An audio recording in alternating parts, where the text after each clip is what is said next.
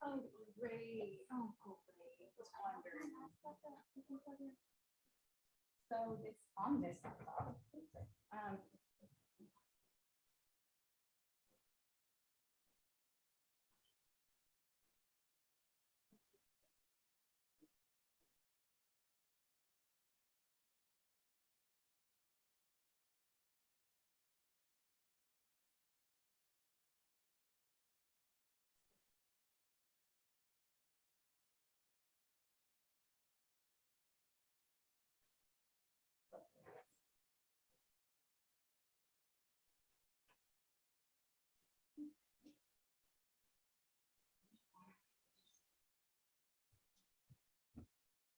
Yes. How are you?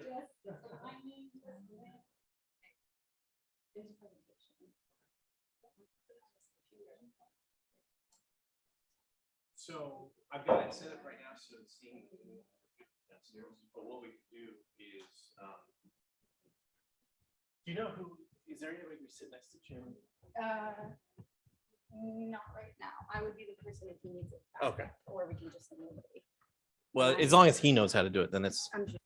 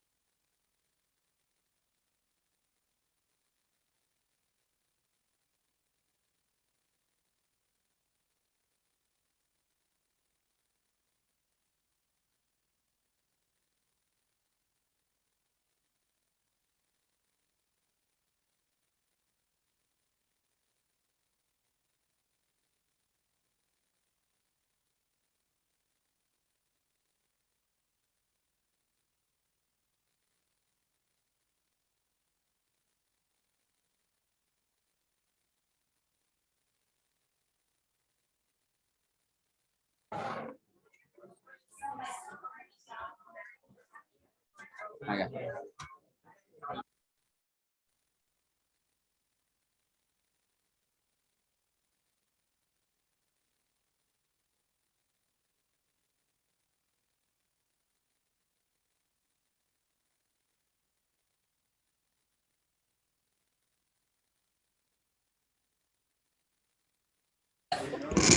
All right, if you're a member of the commission, we're going to sit up here. If you could make your way to your seats, we'll get started in just a second.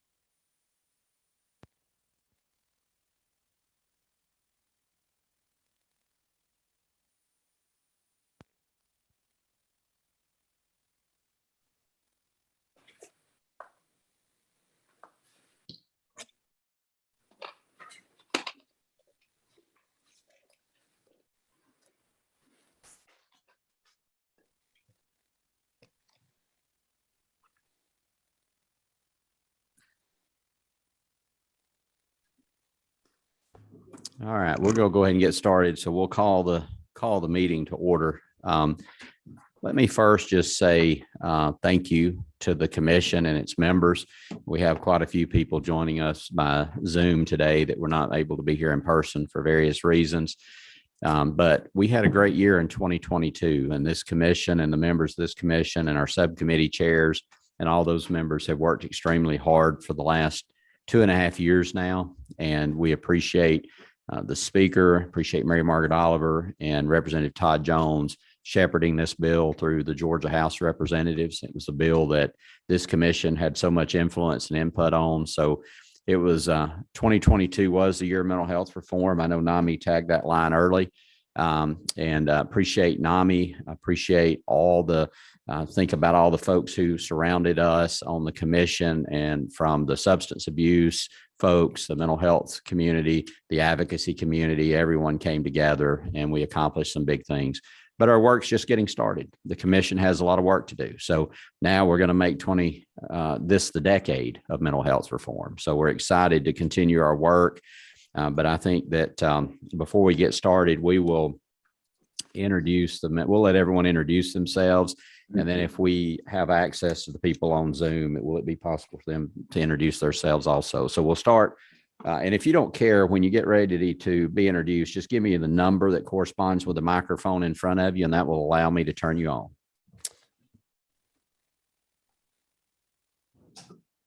Good afternoon. I'm Mary Margaret Oliver. I'm a member of the commission and happy to be here today. Thank you. I represent House District 82 in DeKalb County. All right, thank you. Good afternoon. I'm Dr. Brenda Fitzgerald and a member of the commission. And my subcommittee is Access. And I am so happy to be here. I'm also chair of Resilient Georgia.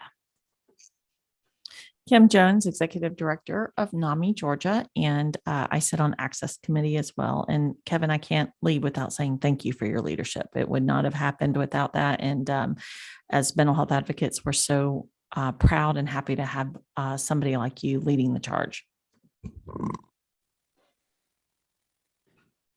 Good afternoon. I'm Michael Yokelson. I'm the Chief Medical Officer at Shepherd Center, and I also sit on the Access Subcommittee.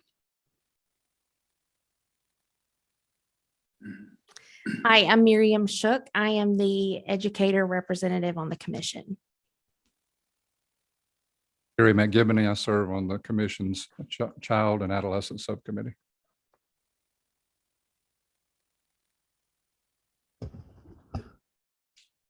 Hello, my name is Brian Amaro. I am the Chief Superior Court Judge in the Flint Judicial Circuit, and I'm the Chief Justice Appointee to the Commission.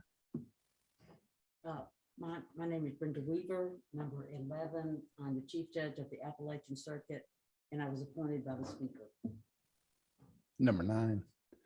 I'm Stan Cooper. I represent Commissioner Ward on the commission, and I also serve on the subcommittee of the Mental Health Courts and Corrections Subcommittee. Number 8. Good afternoon. I'm Cindy Levi, CEO of Avita Community Partners, and I am a member of the Workforce and System Development Subcommittee in the Community Service Boards. Number 7. I'm Gwen Skinner. I'm the Operations Vice President for Devereaux Advanced Behavioral Health. In this past year, I chaired the Workforce and Systems Development Subcommittee, and in the coming year, I'll be on the Child and Adolescent Subcommittee. All right, thank you. And I'm Kevin Tanner, and I chair the Behavioral Health Reform and Innovation Commission. And then do we have folks on Zoom that want to introduce yourselves? Is there a way to show that? I'm Eric Lukowitz. I'm a child and adolescent psychiatrist, and I'm the chair of the Child and Adolescent Subcommittee. And I apologize for not being in person. I was exposed by a student on Monday, and I thought I'd save you all from getting sick. Very kind of you. Thank you. I'm Mark Johnson. I'm the CEO of Gateway Community Service Board here on the Georgia coast, and the DIO of the Psychiatry Residency Training Program that's in Savannah, and serve on the Access Committee. I'm Dr. DeJuan White. I'm the Medical Director of the Psychiatric Emergency Service at Grady Memorial Hospital, and I'm on the Involuntary Commitment Subcommittee. I'm Stephen Kelly, Superior Court Judge in the Brunswick Judicial Circuit, and serve on the Involuntary Commitment Committee.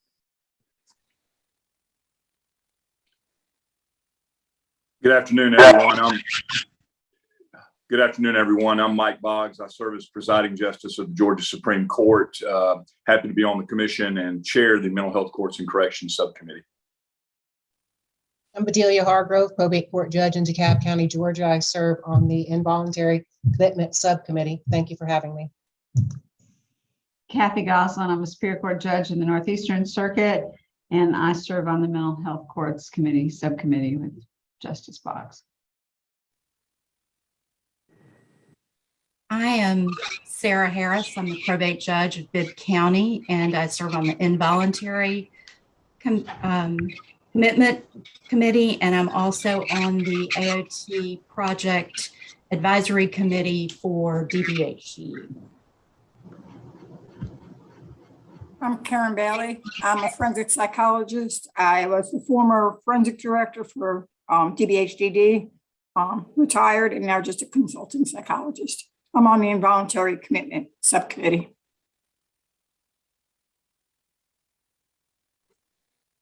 I'm Dr. Sally Coates, a professor of nursing at college.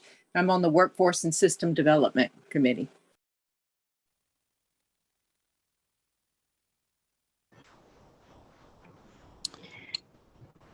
Good afternoon. I'm Sherry Bloodworth, and I'm here representing Commissioner Michael Nail with DCS. Happy to be here.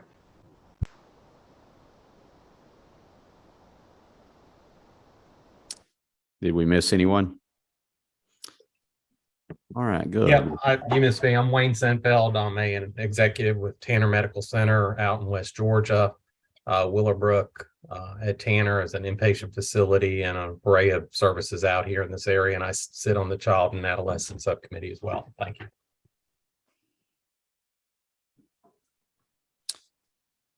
Anyone else?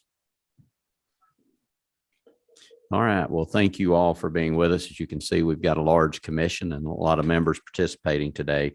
We'll go ahead and get started. We thought that it would be very helpful for the commission because many of you are not necessarily involved in the day-to-day legislative process at the Capitol. You were involved in developing House Bill 1013, but you may not know what the final product was. So I've asked one of the folks that shepherded that through the General Assembly, who's also one of our commission members and will be serving as chair of the Workforce and System Development this year, Representative Mary Margaret Oliver, to walk us through the highlights of House Bill 1013. So Chairman Oliver. Thank you, Mr. Chairman. I campaigned 2 years ago to get on this commission because of my respect for the way Kevin Tanner drives real work to be accomplished. And so I want to first acknowledge that that campaign to get on the commission was successful and thank Kevin Tanner again for his amazing creation of a legislative engine that created a very significant bill. We all, those of us from the House side of this debate, obviously have to thank Speaker David Ralston also, because his daily support for this effort is very significant. We had 10 hearings. We had over 100 submissions of amendments. I missed Todd Jones today. He was as Speaker Ralston said, his speaker's co-pilots for this legislative effort. He and I got our work plans together with about 7 seconds preparation for each of the 10 hearings. I learned a great deal from him, and I extend my greetings to him today and appreciation for all the endless work that he provided and assisted me in how we managed through this very complicated legislative process.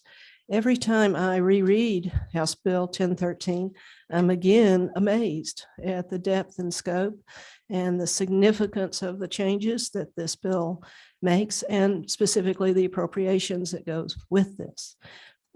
The Georgia Parity Collaborative prepared for us, and all the commission members have it, a several-page outline of specific dates for implementation of various work, and we're going to be talking about that through this ambitious agenda this afternoon. There's some extra copies of this outline with dates that you may want to take with you, and thank you for the Parity Collaborative for preparing this. Our legislative discussions under David Ralston's leadership began and it went every day and extended through our final agreement with the Senate for a creation of legislation to enforce parity. Section 1, Part 1 of the bill extends the federal statute that was passed in 2008 and the December 2020 under the Trump administration new provisions of enforcement of parity in specific ways to our Georgia structure. It provides deadlines for the insurance commissioner, who is assigned the duty under the most recent federal legislative enactments, and creates, and this was very much a focus of our legislative debate, backroom negotiations and public discussions about the standards by which the insurance commissioner would decide that parity is being actually implemented in an effective way. The providers, all insurance providers, CMOs, private insurance, Medicaid, all providers covered under these provisions, extending payment for mental health services in a way that is similar to, on parity with, services for physical health. In relation to Part 1, in the specific deadlines we've given the insurance commissioner, and I know he's on our agenda today and he can expand on this. It's also created in a very specific way that was coordinated with the Georgia Office of Hearings and Appeals, a consumer complaint process specifically to assist in having consumers have their issues of parity brought forward. We are very positively engaged throughout all of these discussions. Chairman Tanner and I met with the insurance commissioner and his staff last fall sometime, and we will continue the discussion with Commissioner King in a little bit about the ways in which the federal law assigns him duties, the way in which Part 1 of 1013 specifies deadlines for those duties, and how he is going to meet the obligations of the statute, which are significantly directed to the state insurance. As part of the discussion about Part 1 and the insurance commissioner's duties, emerged an issue that was successfully included in 1013, exactly on page 16, line 368, if you want to make notes, that mandates compliance with MLR, medical loss ratio. Dr. Newton in our legislative discussions called it medical loss spending. As you know, the federal law requires that CMOs care management organizations spend a minimum of 85% of the premiums they receive on direct services. We had some good reasons to believe that Georgia wasn't in fully compliance with that in all of the different ways. And the insertion of mandates to comply with MLR and give specific reporting on that compliance by each CMO and not aggregates or non-averages, I think was a very helpful addition to the bill. And I'm very pleased that it is in there. Section 2 deals with workforce and system development, and I'll be chairing that subcommittee going forward.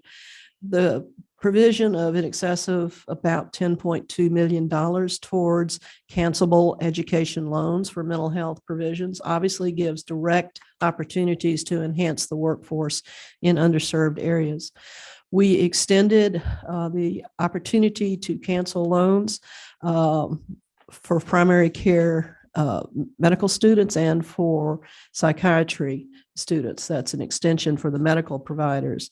But the extension to a variety of additional mental health providers set forth on page 31, line 767, to psychiatrists, psychologists, professional counsel, social worker, marriage and family therapist, clinical nurse specialist in psychiatric mental health, or other licensed mental or health behavior clinicians or specialists. That expansion of that list of professionals that may have an opportunity to have their mental health degree education obtainment canceled is a very important part of workforce development, which we all know is an issue facing every single one of our state agencies, not to mention our private.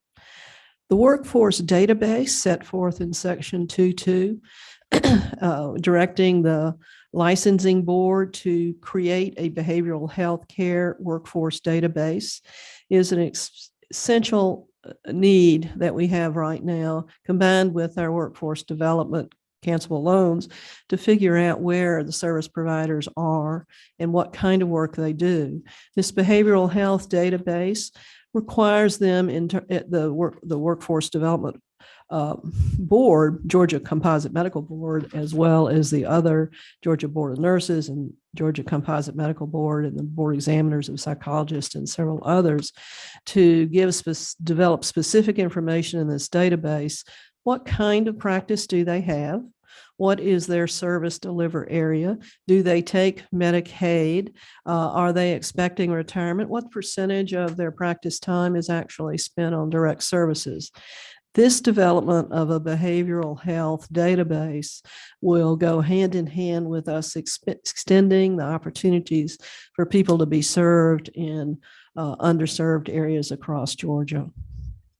Part 3 dealt with involuntary commitment and specifically set forth all of the language of the assisted outpatient treatment program, a program that is now in a pilot form under the Commission on Behavioral Health and Developmental Disability, but is also creates under Part 3 of the bill, beginning on page 35, an opportunity for 5 specific grants to be extended to throughout Georgia to create this program for folks that have been in a serious psychological psychiatric crisis or coming out of either a mental health crisis center or out of a jail, to create an outpatient treatment program with supervision and services.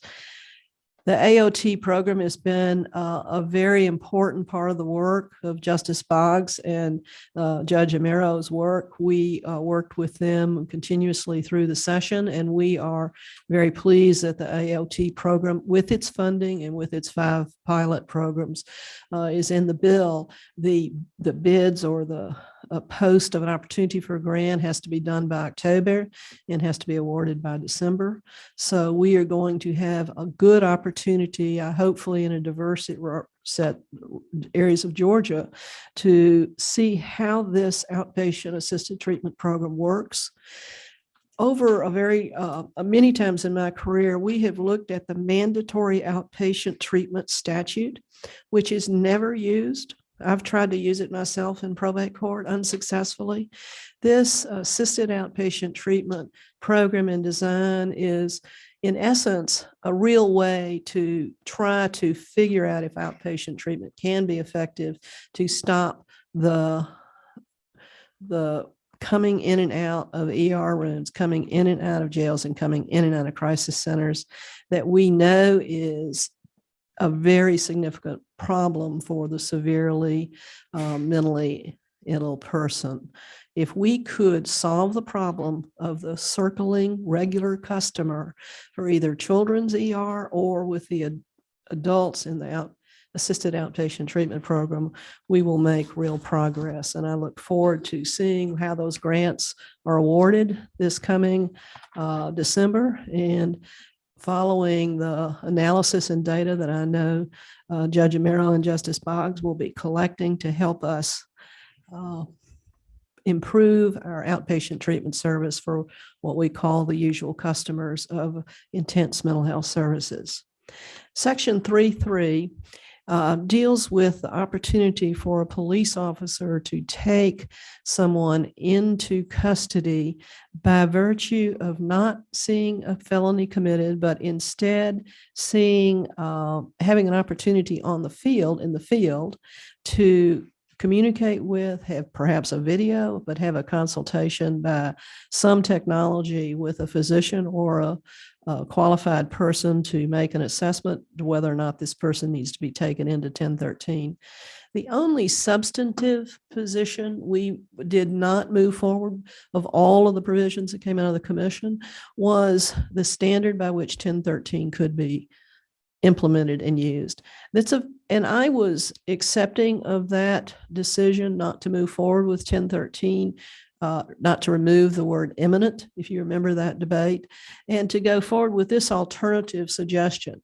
I think that whether or not Georgia's standard of imminent harm to self or others, which is only set forth in statute, that word imminent, in about 16 different states, that's an ongoing discussion. I think we'll come back to it. But of all of the amendments, I would say half, at least half or more of the amendments that were suggested to us through our 10 hearings and in our negotiations with the Senate, the removal of the decision to take the word imminent out of the 1013 process is the only significant substantive matter that we did not move forward with. All of the other provisions of the bill as introduced were carried forward in maybe alternative ways, in a variety of ways, in ways that I think improved the bill as we went forward through the process. When we move over to Part 4, we are granting to a variety of different ways the Criminal Justice Coordinating Council. I'm glad to see Jay Neal here today to give him specific authority on certain funding opportunities, on accountability courts, and to give him certain additional funding, particularly in relation to providing transport services. Those of us you that followed us in the Capitol know that the transportation services was a recurring discussion in almost every one of the hearings. And we have done a number of things, including CJCC, to extend the opportunity to have some funding, to have some surveys done. How exactly are transports being handled across Georgia? We had a lot of conflicting information about that in our hearings.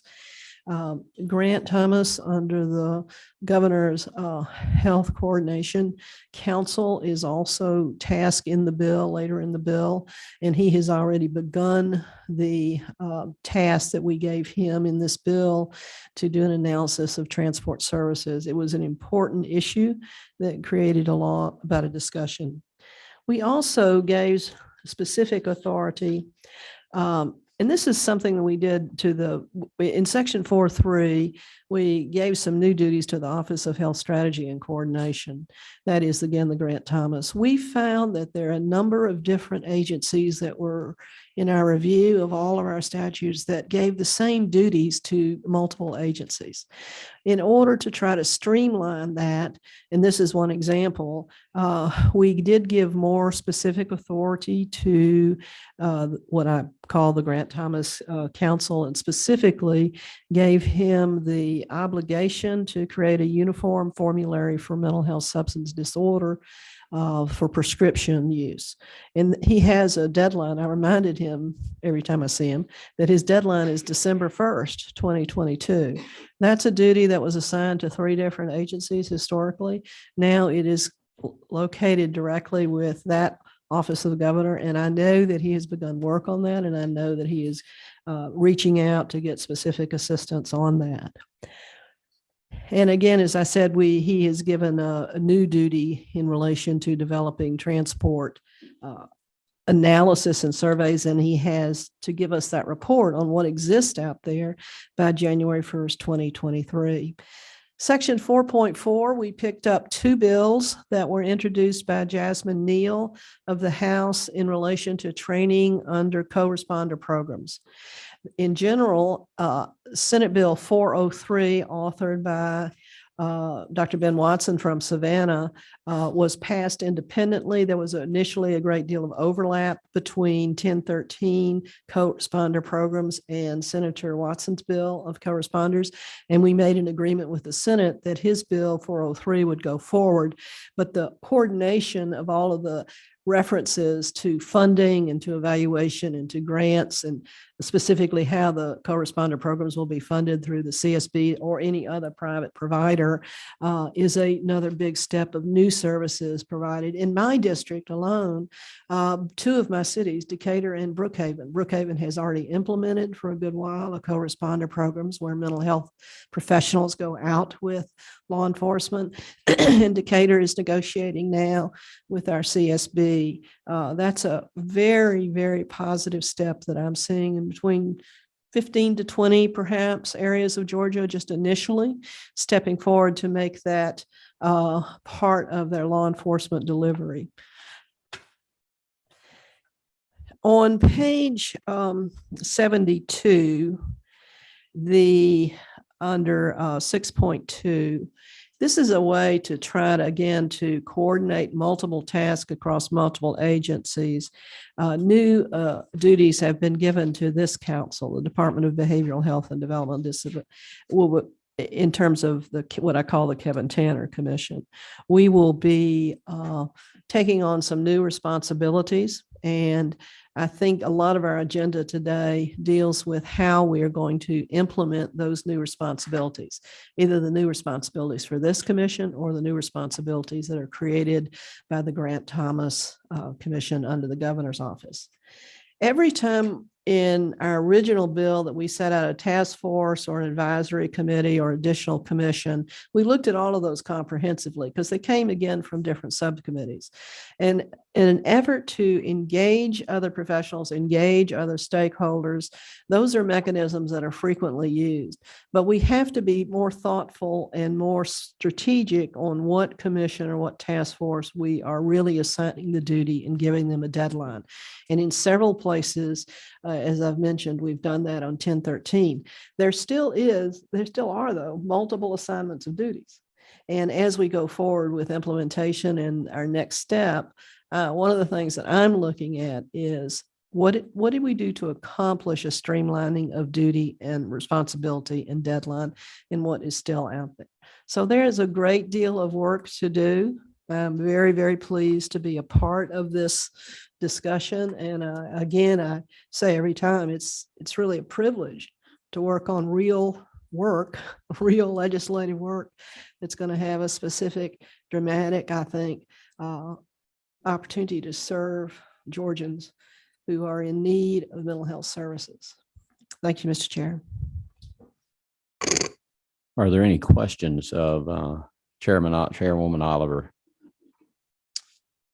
As you can see, this is a very comprehensive piece of legislation, but it's a result of a lot of comprehensive work, but couldn't have been done without the work of Representative Jones and Representative Oliver in the House and staying with it through the Senate. They did a tremendous job. I gave a shout out to our advocacy community in the beginning, but we had one walk in. Our probably most famous advocate on social media is Jeff Breedlove, and he did a tremendous job. And I will give him a shout out, Georgia Substance Abuse Council, with building just support and grassroots support and talking and speaking highly of reps and senators. So appreciate what he did and continues to do along with all of our advocacy community and really building I called it a steamroller. You're going to get, it's a freight train, you'll get run over if you get in the way. That's the type of mentality I think that we were able to build. So thank you. One of the things that's not on the agenda that I had asked Dr. Fitzgerald if we could have a little opening presentation, but wanted to cover the bill first. But I'm going to let her introduce our opening presentation from Children's Healthcare. One of the most important things we heard in a lot of testimony had to do with, we were talking about people revolving throughout the system, in and out of the system. And we have Dr. Dan Salinas is going to give us some information. He's with CHOA, Children's Healthcare of Atlanta, and they were very instrumental in collecting a lot of data for us. And we thank you for being here to present to us. Thank you, Brenda, and Chairman Tanner, members of the commission. Thank you for having me today. I would like to reiterate just a couple of things that were said earlier. One is to thank you all. As I looked at House Bill 1013 as it was being formulated, it was clear that the work of this commission was being incorporated, which is just phenomenal. And Chairman Oliver, I want to thank you for mentioning the children's emergency rooms as it's part of this area that needs care coordination. What I want to do today is focus my comments showing you some data that we collected that some of you already saw. We presented it as part of the Mental Health Parity Act bill process, but I think it's important to see it and then to reiterate why it's so important to have the care coordination component of this bill. I do also remain very optimistic that as a result of House Bill 1013, that Georgia's going to have one of the best infrastructures, I think, in the country. Will there be slides up? Okay. Let's see. No, that's not it.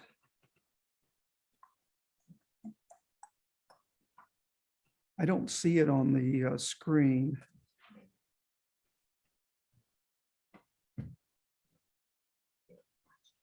Nope, I didn't bring flash. Okay. You sent it to Chelsea. Yeah. Okay, let me.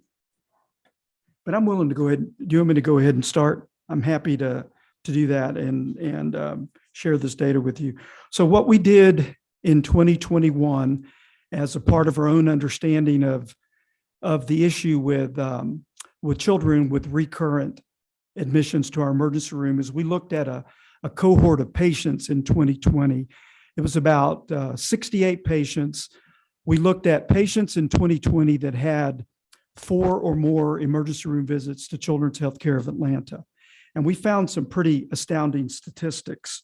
So out of this 68 patients, they comprised 392, so almost 400 emergency room visits over that year. 38 of them, or 56% of them, after they had left the children's ER, came back within 7 days. And 88%, and you'll see why in just a minute, 88% of these children and adolescents that were discharged from children's were discharged to a psychiatric facility at least once. And when they were in our emergency rooms, the average length of stay was about 10 hours compared to a regular child in the ER. It's about 2.5 hours. So about 4 times almost the amount of time, 4 times actually, the amount of time that children normally spend in our emergency department. I want to share with you the profile of some of these kids because I think it tells a big story. The male-female ratio was almost 50-50. It's about 46% male, 54% female, and the average age was about 13.5 years of age. When you look at the array of issues that these children bring with their mental illness, at the core of all of their issues was trauma. It's either sexual abuse or physical abuse. But let me share with you, 19% of the kids were runaways, 16% had been abused sexually, 70% had a history of violence, 37% physical abuse, 33% had been in a foster or group home, 66% of these kids, of this cohort of 68 kids, had been in DFACS custody. And you'll see in a minute, I'm going to share some other data with you. 64% presented with self-injury, 78% presented with suicidal ideations, so attempted death by suicide. And 94% of these kids had one or more mental health conditions. So there's no surprise that in this cohort of 68 kids that we saw children with so many visits to the emergency room. Okay, thank you.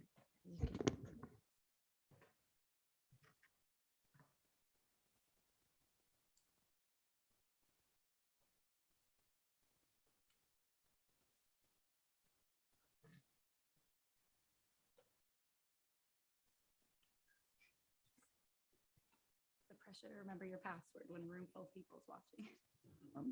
I'm just impressed you didn't have to look it up. Oh, you watched that, right? May I ask a question while Yes, we're yes. waiting on this important duty? I have different opinions come to me about whether or not we have a shortage of beds for children in Georgia versus simply a shortage of coordination and use of beds for Georgia children. We know that so many of our beds are taken by other states based on our very low reimbursement rate. What is your opinion about that question? Do we have enough psychiatric beds for children in Georgia? Because CHOA doesn't offer beds. So a very good question. So the question is, do we have enough psychiatric beds? In general, the answer is yes. But part of that answer is it depends on any given day, the given child, their presentation, their condition, et cetera. And then now, so if you had asked me that question a year and a half ago, I would have said, yes, plenty of beds. Now there can be plenty of beds, but they may not be staffed, because just like at Children's Healthcare of Atlanta, the mental health facilities now are challenged with staffing issues. So it's a both and, Chairman Oliver. But we have really good, strong partnerships with the hospitals in Georgia, and in general are able to place children. We do have some struggles at times, but we have very strong partnerships because of our track record and then the work that we do with them after kids get placed there. Thank you. Ms. Skinner. I think Representative Oliver and I have talked some about the bed space issues in Georgia, and certainly we know that some of our beds in our psychiatric residential treatment facilities are filled with children from out of state. I think it depends when you talk about beds, it depends on which beds you're talking about. Right. If you're talking about the psychiatric residential longer-term care treatment facilities, do we have enough beds? Do we have enough beds in crisis stabilization units? And so I think it's very hard to give an answer about, do we have enough beds without the context of what kind of beds are we talking about, and having a good handle on the demand for which type of bed. Yeah, I think that's fair, Gwen. And I didn't bring this data, but I can show you that over the last 18 months, the number of kids presenting to children's ERs in crisis with a primary mental and behavioral health condition has started to really, really go up. Right. And those that we have to place under 1013 confinement or commitment has gone up dramatically. So the issue is not getting any easier right now. Right. And it's a combination, I think, of COVID, of social media, of the status of families, it's a combination of a lot of different things. So I agree. but thank you for that. There was a piece I wanted to show you on this slide that I didn't mention, and that is the mix of the kids in that 68 patient cohort. The majority are traditional Medicaid and a Mary group. And then our data shows that the ones in a Mary group are the ones in foster care. So you can see the predominance of those two payer sources for these kids that presented to us. Move forward here. Let's see if I can get this.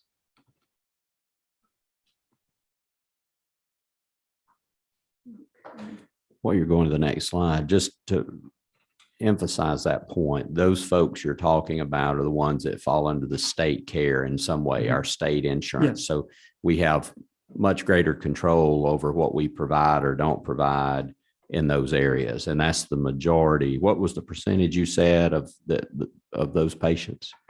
Of the kids that are in it was almost 90% of the kids in this cohort either had traditional Medicaid or Amerigroup Okay. as their payer source. It was close to 90 Thank you. with the numbers. This was the slide where I was showing you the profile of these high utilizers. And I wanted to just share with you some of the key takeaways here with this cohort of kids, because this really will emphasize to you why it's so important that the component of House Bill 1013 that this commission has been tasked with, that is continuing to improve care coordination, is really so critical. So as I mentioned, each of these children had more than one behavioral or mental health comorbidity. And then no surprise, because it follows, some of the kids also had, a large percentage also had a chronic illness like asthma or something else. And that's not uncommon. Each of these kids had at least 10 psychiatric hospitalizations. And what is the most astounding is that every hospitalization is almost like it occurred in a silo. So when they go to the next hospital, there is no way for that next hospital to know that that child was in a previous hospital. There may be, depending upon what the parents know, there may be a way to know what medicines they're on, but that's not necessarily true. As you know, Gwen, they show up with a bag of medicine and it's left where you all are left to figure out what's there. So if there's any reason to emphasize the importance of care coordination, this is one of the biggest, but so is this third one. Most of the patients reported having some type of outpatient service, therapy, med management, some type of treatment in their community. Yet, once again, at any given moment, the coordination of that treatment and the ability to know who's being treated by what, and for the pediatrician to know that a child is being treated by this agency or that agency, it doesn't really exist in a really robust form right now, but I think that it will. A lot of the children had been not only in DFACS custody, but also in DJJ custody in part of their journey. Several of the patients had multiple documented payer sources.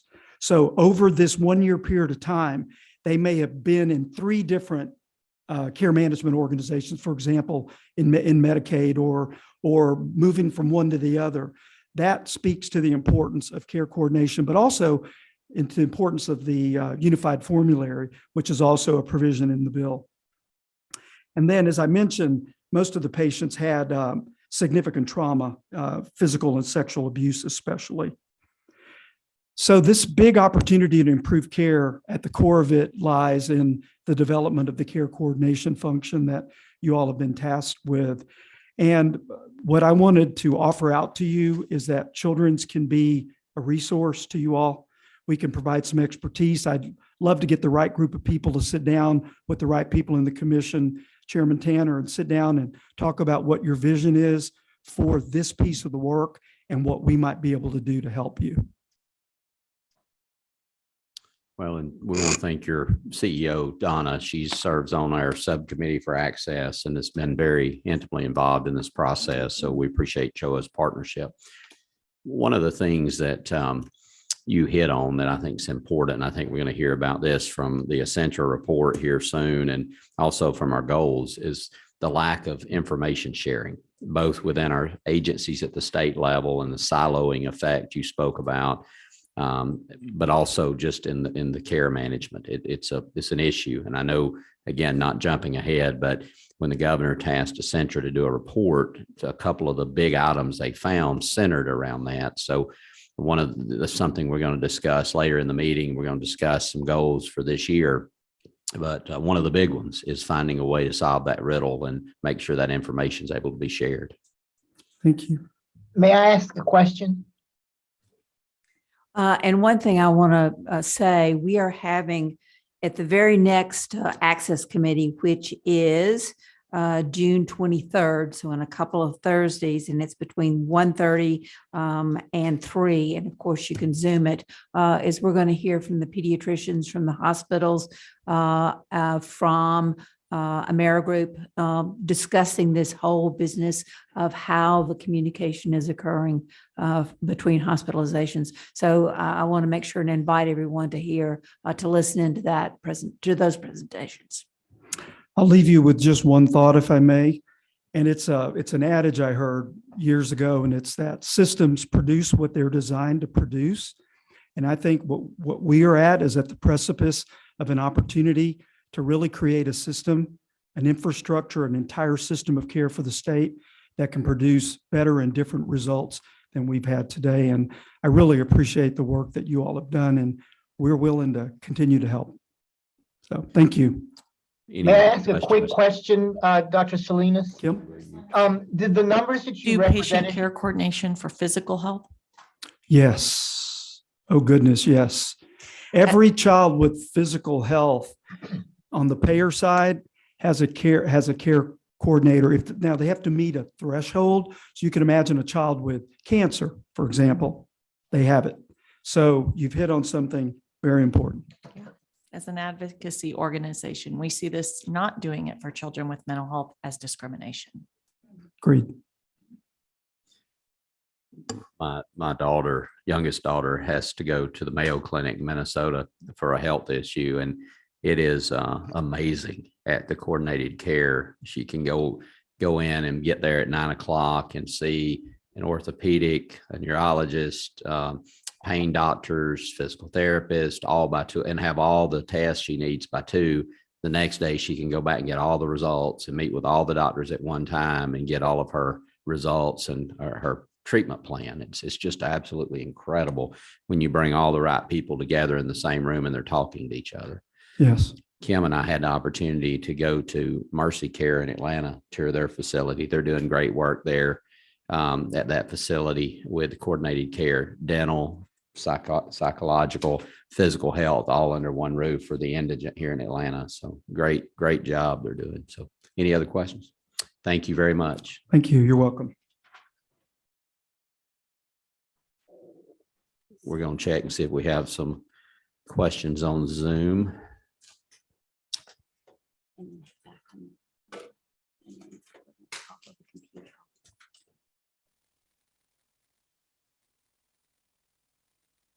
Are there any questions from our members joining us by Zoom? I had a question specifically for Dr. Salinas, if he's still there. I wanted to know if the numbers that he showed us included patients with developmental disabilities and autism, because it's been my perspective that while there may be an adequate number of beds overall, when it comes to the number of facilities accepting patients with developmental disabilities and autism, that those are severely restricted. And sometimes that ends up with patients languishing in emergency rooms for days and maybe even weeks. Yes, I agree 100%. When I mentioned that there were some children that had very specific conditions that could lead to even longer lengths of stay in the emergency department, it is exactly the ones that you've mentioned. There are good facilities for kids with autism. The most difficult child to place is a child with autism, with intellectual disability, maybe with a severe language delay, with aggression.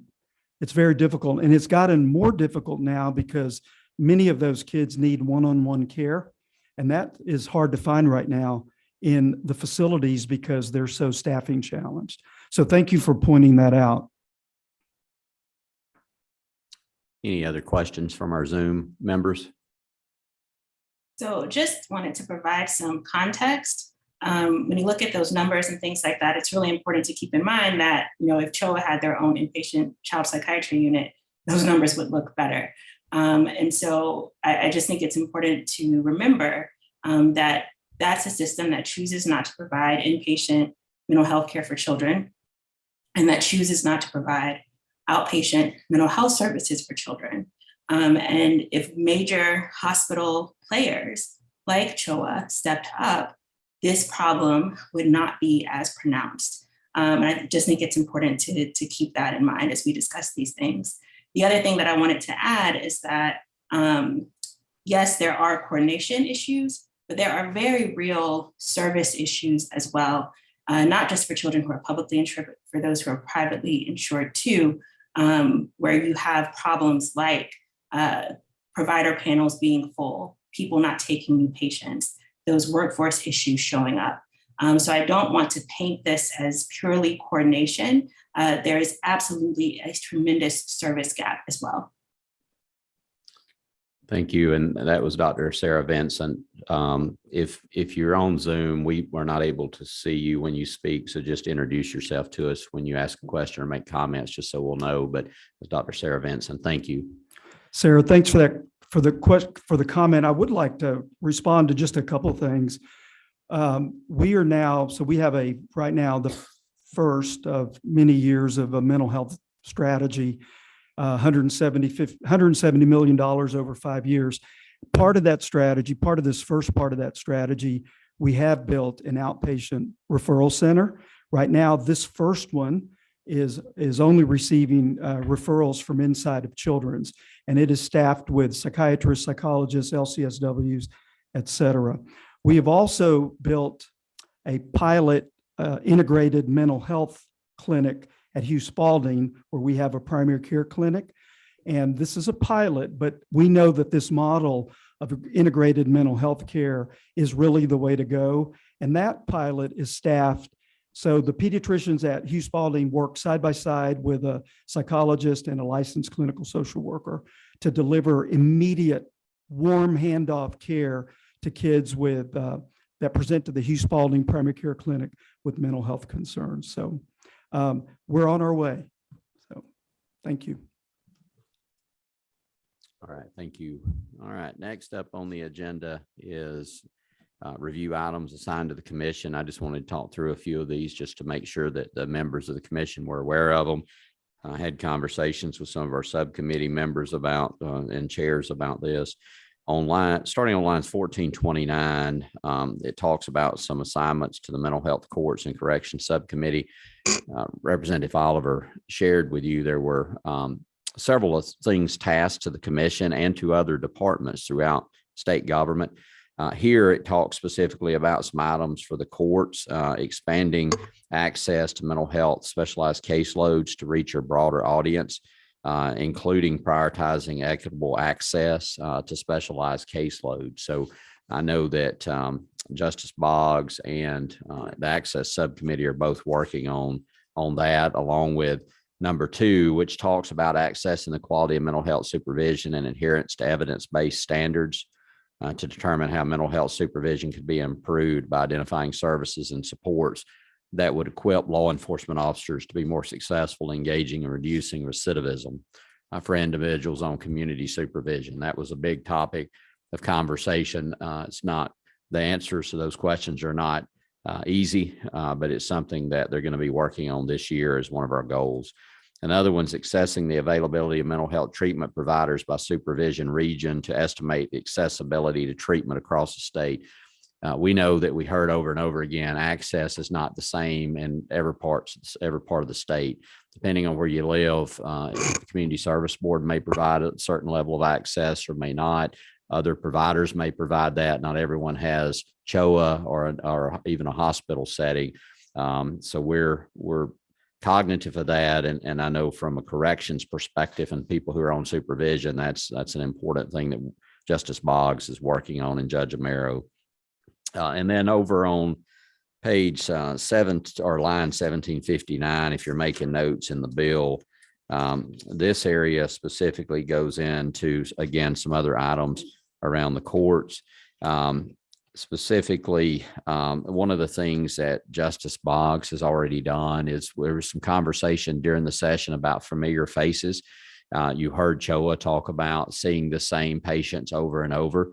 We know that most of the folks who are accessing the criminal justice system, we're seeing them repeatedly over and over and over, familiar faces. And that's something that's had some success around the country of identifying and putting specific treatment and specific wraparound services in place. So Justice Boggs has created a specialized subcommittee of his courts and corrections and brought in some outside experts to deal with that conversation. The commission and House Bill 1013 has been tasked with working on that and bringing back recommendations for policy changes and possibly legislative changes next year. So that's underway. He's already, I know Justice Boggs is on top of that, and that is actually already started. And I believe if they haven't already had their first meeting, I know it's scheduled. Yeah, have a meeting already scheduled coming up. So several members that are here today serve on that. So I appreciate the work they're doing in that area. Also serving as a liaison to state and local leaders to inform policy and funding priorities. That's something else tasked to this group and this subcommittee. One of the things too that Justice Boggs and Judge Amaro and the other judges that are working with us, even our law enforcement partners, Sheriff, Police Chief Lou Dekmar said early on, we're really not sure in the criminal justice setting how many people are in jail today that have a serious mental health issue, because our jails are not screening everyone the same way. So there's not a one adopted definition, for instance, of what a serious mental illness is in the screening process. So the commission in House Bill 1013 is tasked with creating that and developing that and working with relevant mental health officials and experts, the judicial and law enforcement officials and other experts in creating that. So I think it's going to be important. And then the second part of that is exploring funding options to implement a universal screening process for admission to county jail and detention facilities. It's difficult to find solutions and to put in corrective measures if we don't know what the problem really is. So it's important. We got to have a baseline. And one of the other things is that they're tasked with looking at adopting recommendations to promote the use of pre-arrest diversion. We know from serving on this commission that we are not interested in people who have serious mental health issues from finding themselves in the criminal justice system. It's not the right place for those individuals. So I appreciate Judge Amaro and his subcommittee and Justice Boggs and his subcommittee really working hard to find alternatives to arrest and alternatives to incarceration. And then also in that same vein, developing a shared definition for what a high utilizer is, so that we'll know again, the population that we're talking about. And then on into the bill around line 1786, improving strategies to refer and connect individuals to needed community-based health and social services. That also includes identifying gaps in community care. So, and then I'll jump down to 1794. This is something that in conversations with Dr. Fitzgerald and also Eric, who may be on Zoom today, but I believe he is, but he's going to be chairing our adolescent subcommittee. And they're going to be working together on starting on line 1794, convening representatives from care management organizations, pediatric primary care physicians, family medicine physicians, pediatric hospitals, pharmacy benefits managers, and other insurers and experts on early childhood mental health and pediatric mental health and substance use disorder care professionals to do a whole host of things that's laid out in the bill dealing with youth in foster care and others receiving mental health services. So a lot of work ahead for our subcommittees that have been laid out in the bill. We tried, and I know Chair Lady Oliver worked hard to identify the things that we knew we needed to do, that we needed more information on, to make sure we included them in the bill to take a step in the right direction. And Representative Oliver. I have imposed on several of you to help me think through what would be the best opportunity for us to recreate the match committee, which is set out in the bill. I forgot to mention it earlier on page 68, line 1663.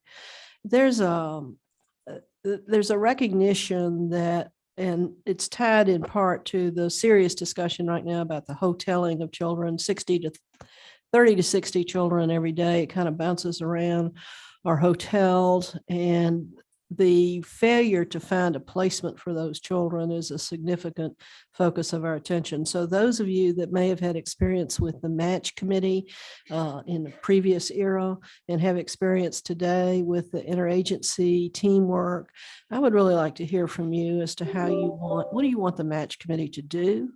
And how do you want it to operate in an independent way to coordinate the services that might be available? I also, Mr. Chair, it generated, as you have too, discussions about how we carry forward our duty about the homeless population. And I'm interested in kind of continuing that as a broader discussion about our duty on this council to address issues of homeless and mental illness. Thank you, Madam Chair. So this takes us into, I want to talk about some of our specific goals for 2022 as a commission. And so that you all as commission members and subcommittee members can be thinking about some of the big picture items that have been laid out before us. One that we received a lot of feedback from during session was around the idea of transportation. Specifically, when someone is picked up by law enforcement or by a family member and taken to a receiving facility, and then they have to have a secondary transport, who's responsible for that? So that Justice Boggs has been working with Grant Thomas and their department, and they've been tasked with doing a study and reporting back to this commission on what that should look like. And specifically, how many are being done, who's doing them, who's doing the secondary transport, and how much that cost the law enforcement agencies involved. Because we've heard from the sheriffs that even if a police department picks that person up, carries them in for, say, a 1013, then the sheriff becomes responsible for those supplement transports later. And they have concerns about that, especially in rural Georgia, where they don't have the resources necessary to provide them. So I know that Grant and his shop are going to be doing a study with a third party and reporting those findings back to us. And hopefully we can come up with some recommendations this year of how to work forward on that. The second thing, it's been mentioned a couple of times, but I think it's very, very important, is the unified formulary. Developing the unified formulary, that's a task again to Grant's shop for what that should look like, but that being adopted either through policy or through legislation and requiring that here in Georgia. Other states have been able to do that. It's a challenge that we hear. I told the story to some of you before of going to Jekyll Island and getting an Uber and telling them I was there to speak on mental health issues, to the caucus, and the lady starting to cry that was driving the car, telling me about her child who suffered from mental health issues. And one of the big issues she was having is the insurance companies kept changing the medication they would pay for. And that's a very, very big challenge for these folks who suffer from mental health issues when their medications are changed. So unified formularies are important. And again, that's something that we want to be able to tackle this year and have that ready to go for next year. The other one we're going to hear more about today, but one of the challenges is data sharing between our state agencies. Those of you who've been around for a while remember when we had DHS and larger agencies, and then we created several different agencies back, I guess, in 2009, maybe timeframe, 2009 to 2012. And as a result of that, we've got great agencies doing great work. They're tasked with certain responsibilities, but oftentimes it's difficult for them to share information between agencies. So one of our goals for 2022 is to recommend how that can be corrected. We have specifically on the adolescent side, there's information that needs to be shared when someone's in foster care, for instance, about maybe their Medicaid or other functions that a different state agency has. And we want to be able to correct that problem. Again, there's some other states that have done some innovative things around this that we're looking at. So that's another goal this year. Representative Oliver hit on the homeless policy. That's also in the legislation. This commission's tasked to look at that. So again, we may not necessarily have the right experts that are members of this commission on some of these topics, but we have the ability to bring those people to the table and again, formulate recommendations around that. We already mentioned the courts. I won't go over that. There's a lot of work around that area in the courts with AOT, additional work there. Judge Amaro has been a champion for that across Georgia and has done great work in that. And we're looking forward to getting those grants awarded and continuing to monitor how we can improve that system here in Georgia that's worked well in a couple other places that he's worked with. So with that, those are some of our overarching goals for the year. I've had conversations with our subcommittee chairs. I know that many of them already have meetings scheduled. I believe Dr. Fitzgerald has one in 2 weeks. A lot of work left to be done this year, and a lot of studies are being done by DCH, by Grant's office, and by the insurance commissioner and others. So are there any questions, comments, thoughts about some of these overarching goals that we've talked about for 2022? What number are you saying? 7. Is there going to be a goal related to workforce? There is, and that's in the overarching plan from the original legislation. But yes, workforce is one of the biggest challenges. As you know, you manage a large facility trying to find we can have all the great policies, but if we don't have the providers in place to provide the service, and Cindy's runs Avita and they service the area where I live. And that's why I know that's one of the biggest challenges facing our community service boards is being able to find providers. So yes, ma'am.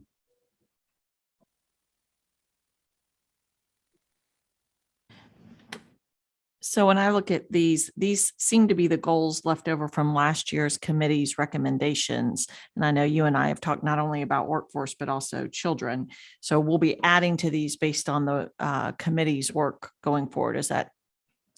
Yes. And these goals that are listed are not all that we need to work on this year. These are the goals that's been listed and talked about in the legislation that we're specifically assigned for 2022 to work on. But yes, the subcommittees are free to go in whatever direction they feel like they need to go in to be able to bring back recommendations for full commission. That's correct.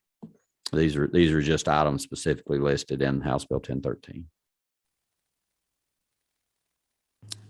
Are there any other questions? If not, we will turn it over to Chris and Haley from Accenture, Chris Young and Haley Cole from Accenture.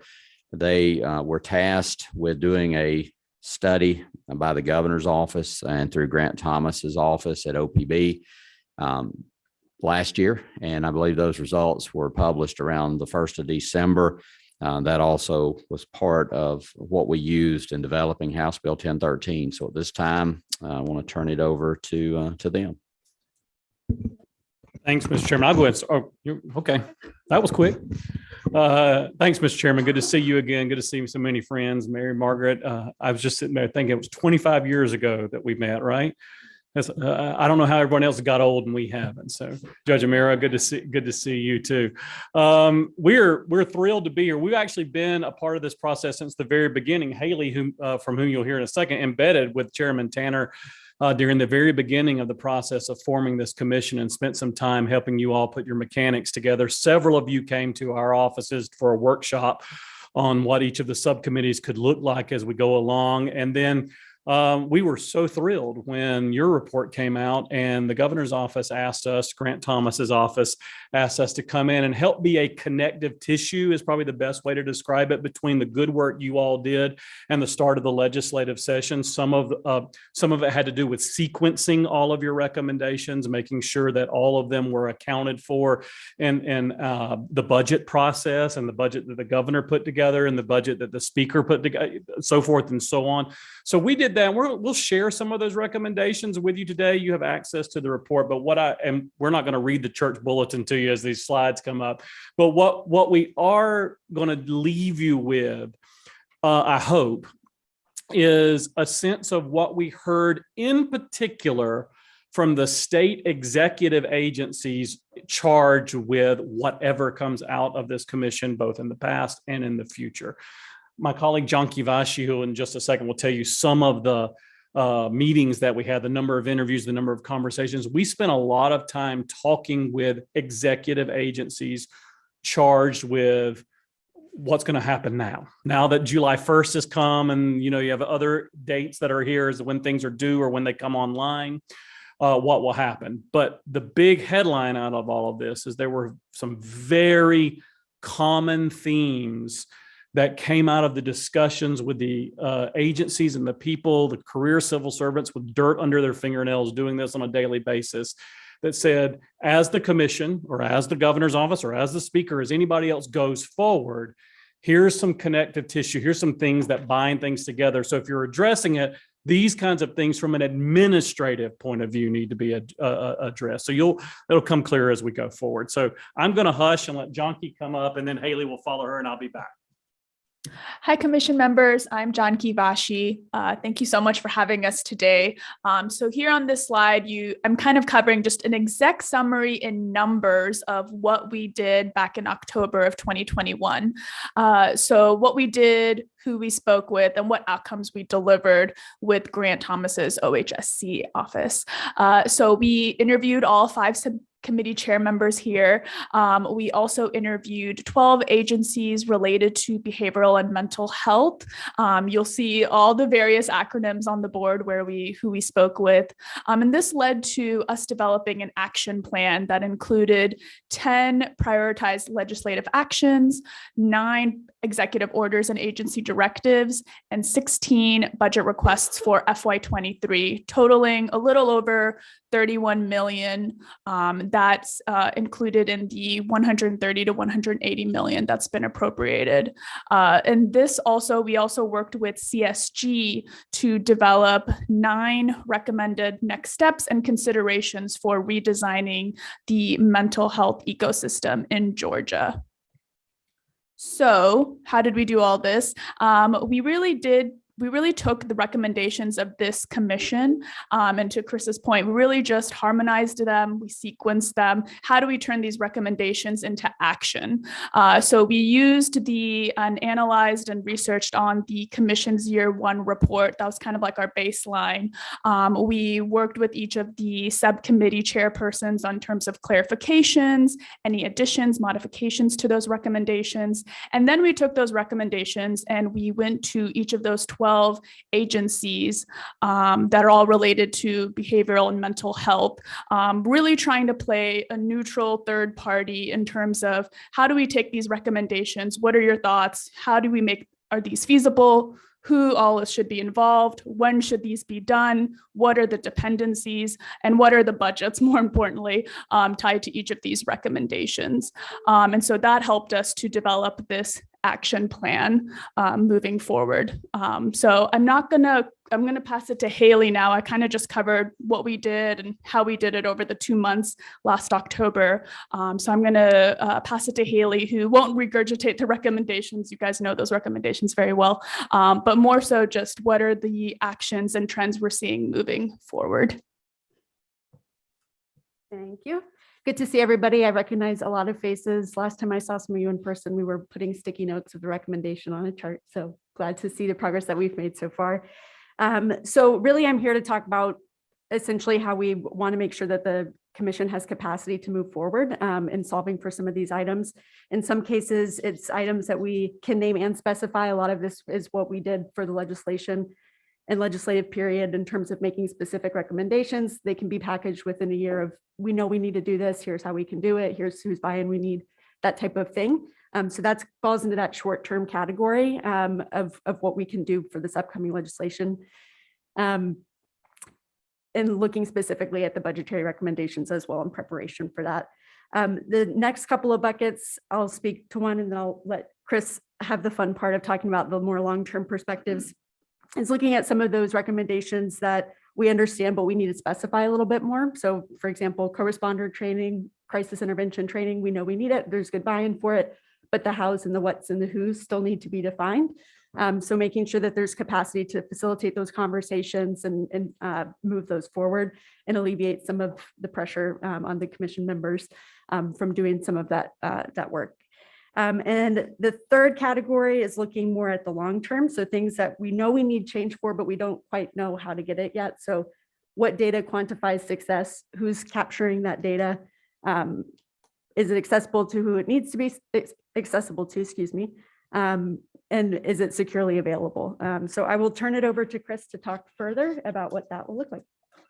Thank you. I'll advance. Yeah, because I'm gonna do one quick thing. So Mary Margaret, you said something earlier about being engaged in this process at the very beginning, how rewarding it was. And I keep going back to a phrase they use in Washington that doesn't mean much anymore. It's regular order. And it felt like this was a regular order, right? This was people coming together to solve a gnarly policy issue that affects just about every Georgian, sometimes whether they know it or not, through the goodness of the legislative process, to the input of the community at large, and now with the executive branch and the judicial branch coming together with the legislative branch to figure out how do we execute on those things.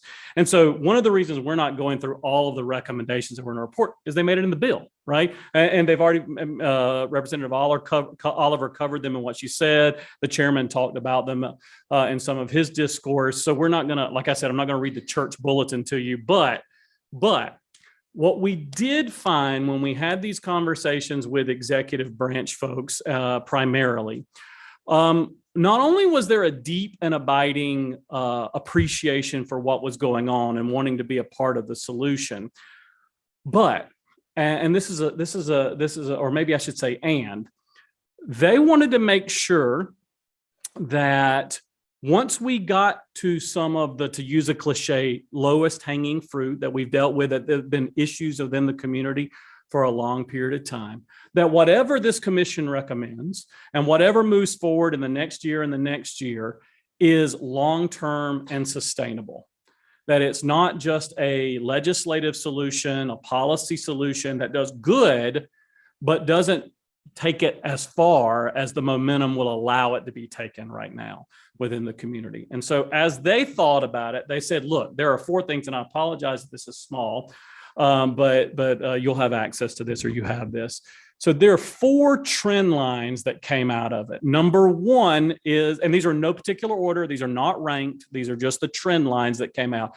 And what I would commend these, particularly to subcommittee chairs, as you begin to think about your policies coming out of your subcommittees in discussion, these are the trend lines. And I don't think any of them will be foreign to you, but they do add a very strong patina of credibility to what you're doing coming out of the executive agencies. Number 1, data. And I think Justice Boggs is on the phone. He and I have had conversations about this dating back 2 or 3 years.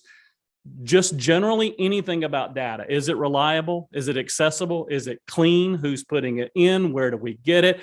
And are all parties within the ecosystem able to access it in real time? You talked specifically just a second ago about adolescents and the need for that data to be passed along. That certainly is a pulse point within what we heard, but it extends to all places and all people up and down the system, whether it's in schools, whether it's law enforcement, whether it's persons on the bench and the people who support them, whether it's care providers who are right there at the front line. Data. Second is accountability. This was more, we heard this phrase said over and over and over and over again, and it did not matter how long somebody had been working in mental health. They asked this question both rhetorically, but not. Who's in charge of mental health for the state of Georgia? And these were people who are daily governmental practitioners in all of those agencies that Jonky showed you multiple times. I cannot exaggerate the number of times that question was asked of leadership. And they said, who at the end of the day is holding the ball for mental health? And the answer, of course, is both the collective, we all are, but at the end of the day, there is the element within a linear organization like government that the buck does stop somewhere. And so that's what that accountability pillar means. What they told us is, we would like to know who's holding the ball for this. And it's okay if we're matrix and we have a lot of people doing overlapping things, but at the end of the day, who's saying this, who's not saying that? The third pillar was organization. And here's what they specifically came back to us and said on that.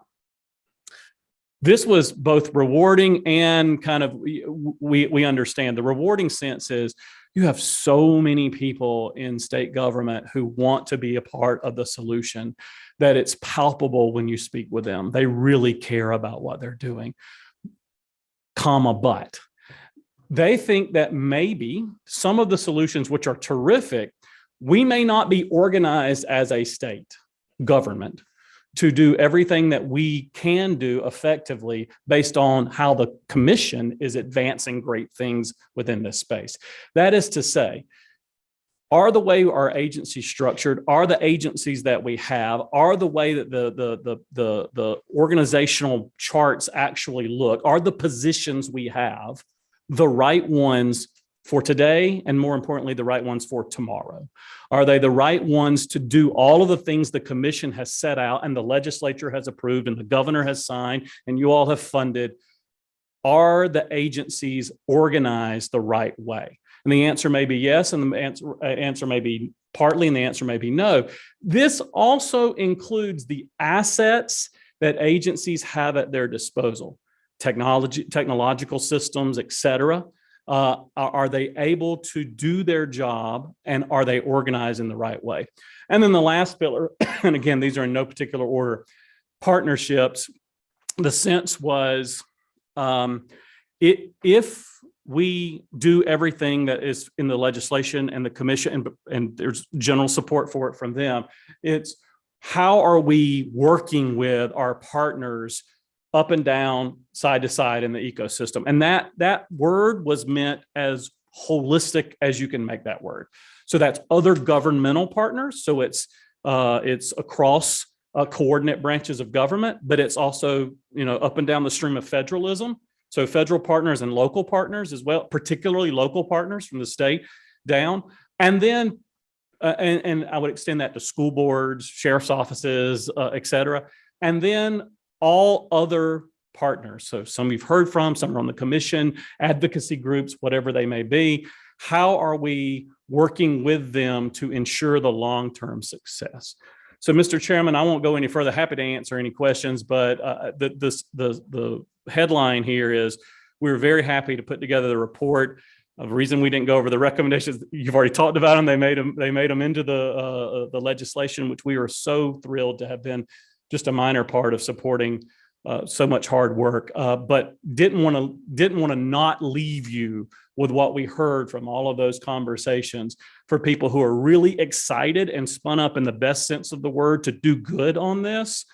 And as you as subcommittee chairs think about your work, these are the feedback points we heard, and we are happy to interact with you at any point in any way you'd like to. Mr. Chairman, thank you.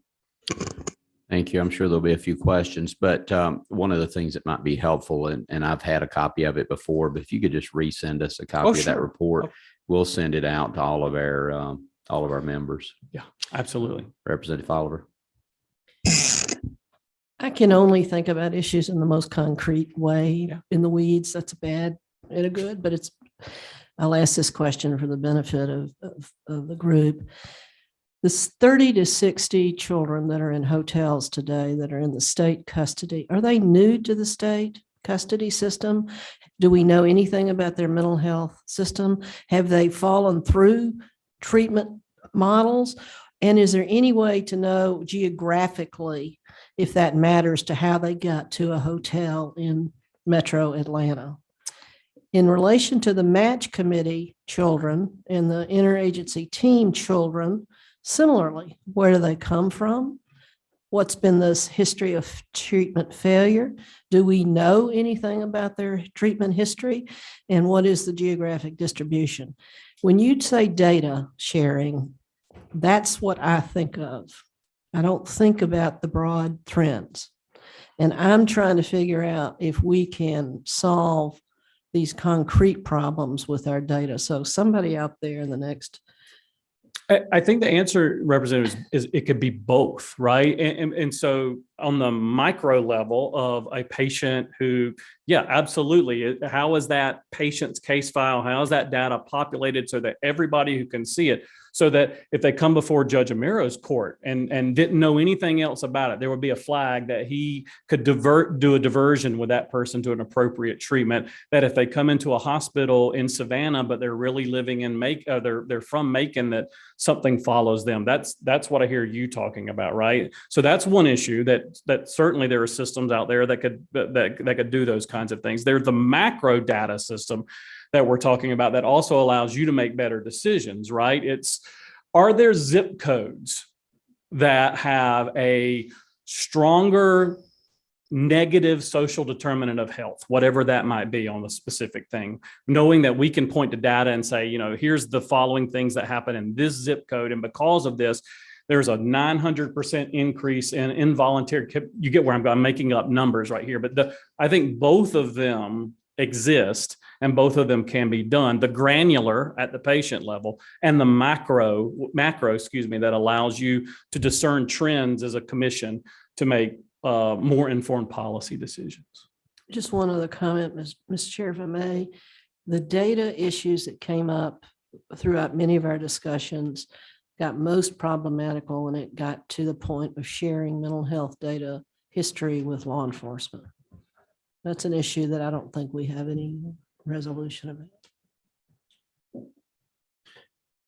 And to follow up on that, at the granular level, one of the challenges that we heard too is just you've got someone in DFACS care, their own state health insurance, and that foster family or the DFACS worker is not able to access that information to make good decisions, or maybe they've received care from DBHDD. They can't access that information because of HIPAA concerns and other things. So it's one of the goals of 2022 is to really examine that and bring back solutions of how that can be resolved, because I think it's going to be very challenging for us to be able to provide the type of service that we want to provide as a state if we're not able to share the information that we need to share among the agencies that are tasked with doing these individual duties. And it becomes a siloing effect. And I think that's what we're seeing. There's nothing, I don't think there's anyone that's just like you heard, that everyone cares and wants to do a good job. It's just they feel like they're not able to share the data. And that's an issue we've got to resolve. Any other questions from members of the commission on the Accenture report? And and I'll go to the Zoom here. Let's see.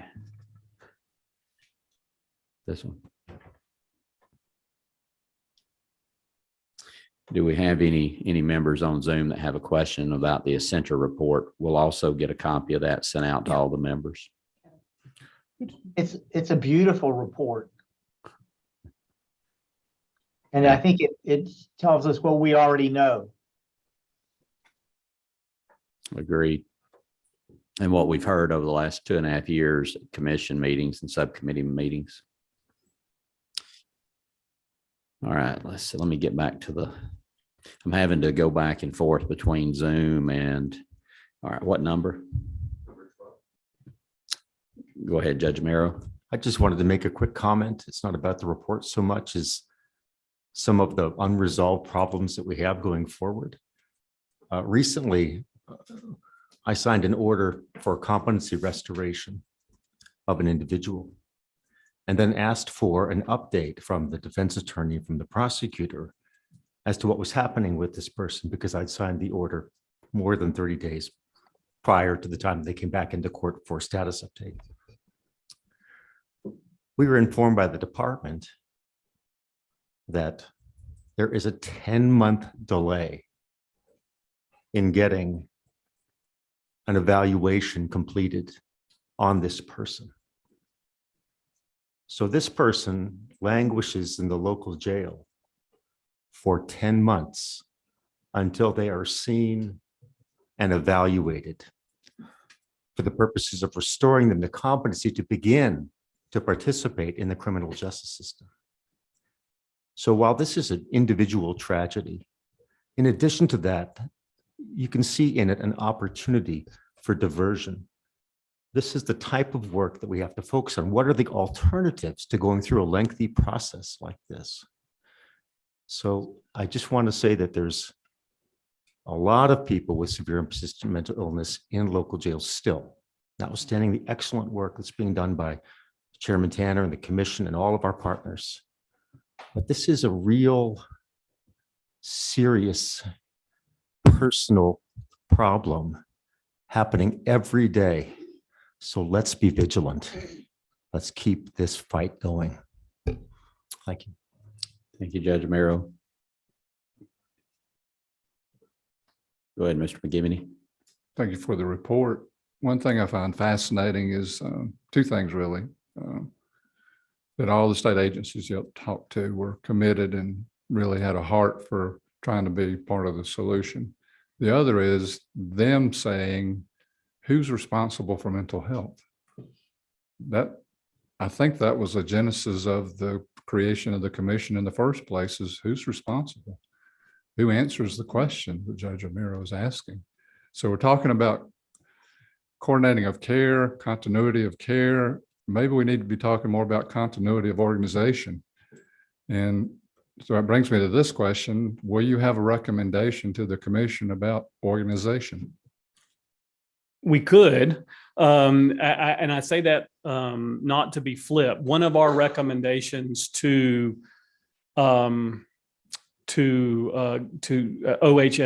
back in November when we submitted it was for lack of a better term, was a full organizational, a nuts and bolts organizational assessment, not policy, but organizational structure, org charts, leadership levels, spans and layers, technological support, all of those sorts of things. The point being is, if the commission is, and I mean this respectfully, I hope this doesn't sound disrespectful, it's not my intent. If the commission is building a new house, we wouldn't necessarily want to put an alarm system and an HVAC system and gas lines in it that are from the 1980s. And by that, I mean the support network that holds it up, that makes it run, that makes it does its thing, that makes it efficient. And there may be things that come out of that organizational assessment that talk about how agencies are structured. Are there enough? Are there too many? Are there overlapping? I already heard that there are overlapping functionalities among and between agencies that sometimes creates confusion. I think there's always a benefit to sort of clear the deck on those kinds of things. So it wasn't within our purview. We did make that recommendation that should be a long-term thing that this commission thinks about. I believe that was in our report to you, Chairman Tanner. Yeah, that's right. That'd be something that the commission think long-term about. Thank you. Just curious, did you provide to the state, did you provide a recommendation or a proposal on doing that next step for the agencies? Us personally, yes. Is that something that would Grant, I'm assuming, would have a copy of that? Okay. We'll see if we can get a copy of that and take a look at it. Yeah. All right. Any other questions? I'm going to flip back to Zoom real quick just to make sure that I don't have any questions on Zoom. I have Mr. Chairman, I have a response, if I might. Yes, Justice Boggs. So to Dr. McGivney's question and the question asked by my friend Representative Oliver, and that the issue highlighted by Accenture about an org chart and about answering the question of who is responsible in Georgia for mental health issues. I think the questions all presume that the answer should be one entity, and they fail to take into account different branches of government, and that the answer to the question of who's responsible is largely going to be dependent on where that individual is in the system, whether it's in the education system, whether in the criminal justice system, whether in the healthcare systems. And so I think we have to get past this idea that the answer to the question is that we ought have, with a proper organizational chart, one entity that is in charge of all of it, because I'm not confident that that sort of system in any organizational sort of reshaping would be practical or even effective. But I get the question because I understand regularly that people in all of those varied systems are always looking for answers, and all they really want is an answer, and they just don't know who to turn to give them that answer. And so very respectful of those concerns, and likewise respectful of Madam Chairwoman Oliver's concerns about siloed data. I am interested in better data because ultimately in my line of work and in work that Judge Amiro and Judge Weaver and Judge Goslin and other members of the judiciary that are on our committee face daily is that they make better decisions when they have better information. And so you all should know that the issue of formalized definitions and universal screening and data sharing has been tasked to my subcommittee. And I'm looking forward to talking to all of you about some paths forward about how we might get better data. So that's all I wanted to share, Mr. Chairman, but thank you for the opportunity. And Mr. Chairman, if I can, good to see you, Your Honor. I think Justice Boggs hit the nail on the head with that simple line of what we heard was people are looking for somewhere to turn for an answer, and they just didn't always feel like they knew where that was. Now, that could come for 1,000 different reasons, but we're just relaying what we heard in those multiple interviews that we did. And I think that's one of the things Representative Oliver talked about match.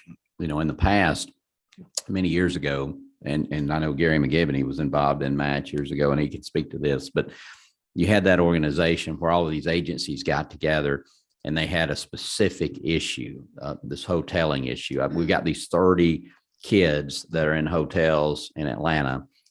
It's not the right place for them. We're going to get together and we're going to collaborate. We're going to talk and we're going to put our collective agency heads together. When we walk out of this room, we're going to have a solution to the problem. Then we're going to move on to another problem. And I think that's what somehow we've got to get to, because I agree with Justice Boggs. If the person's in the court system, Judge Amero is relying on the department to do his evaluation. So his court process can't move forward if somebody else is not able to move their process forward. But being able to find ways to collaborate, I think, is important. And I know Representative Oliver is very interested in maybe perfecting the match conversation more than we did in House Bill 1013, but all very good points.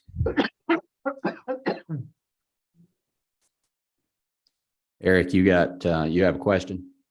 No, I don't. Oh, I think you hit the point, you hit the nail on the head with the match. That's what we brought up multiple times in multiple discussions. And I think that's one way to solve the problem. All right. Any other questions or comments?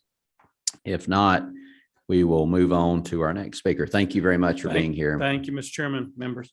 And we'll get a copy of that report out to everyone electronically.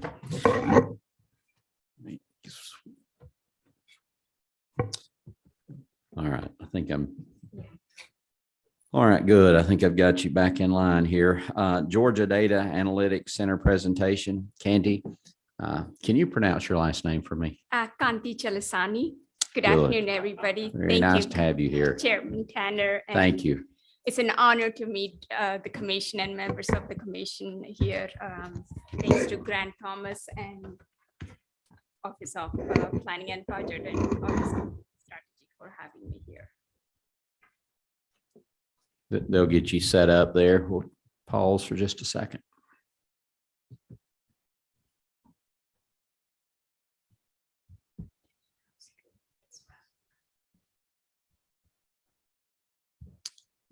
While they're getting that presentation ready, I'll mention to you that I'd had a conversation with OPB, with Kelly Farr, and with Grant about what the Georgia Data Analytics Center does and its capabilities, because there was some legislation that did not pass this session that dealt with this organization and how that could help with the sharing of data between agencies and how that had been used in some other states. So I wanted them to come talk about what they were, what they did, maybe something, and then we could think through some ideas for our goals of 2022 dealing with data sharing and how this Georgia Data Analytics Center may help. There was some legislation introduced in the Senate around this, so we'll want to take a look at that legislation. No reason to reinvent some of the work. This is good work that's already been done, but we can build on that, I think. So we'll pause for them to get their presentation ready, and then we'll hear from them.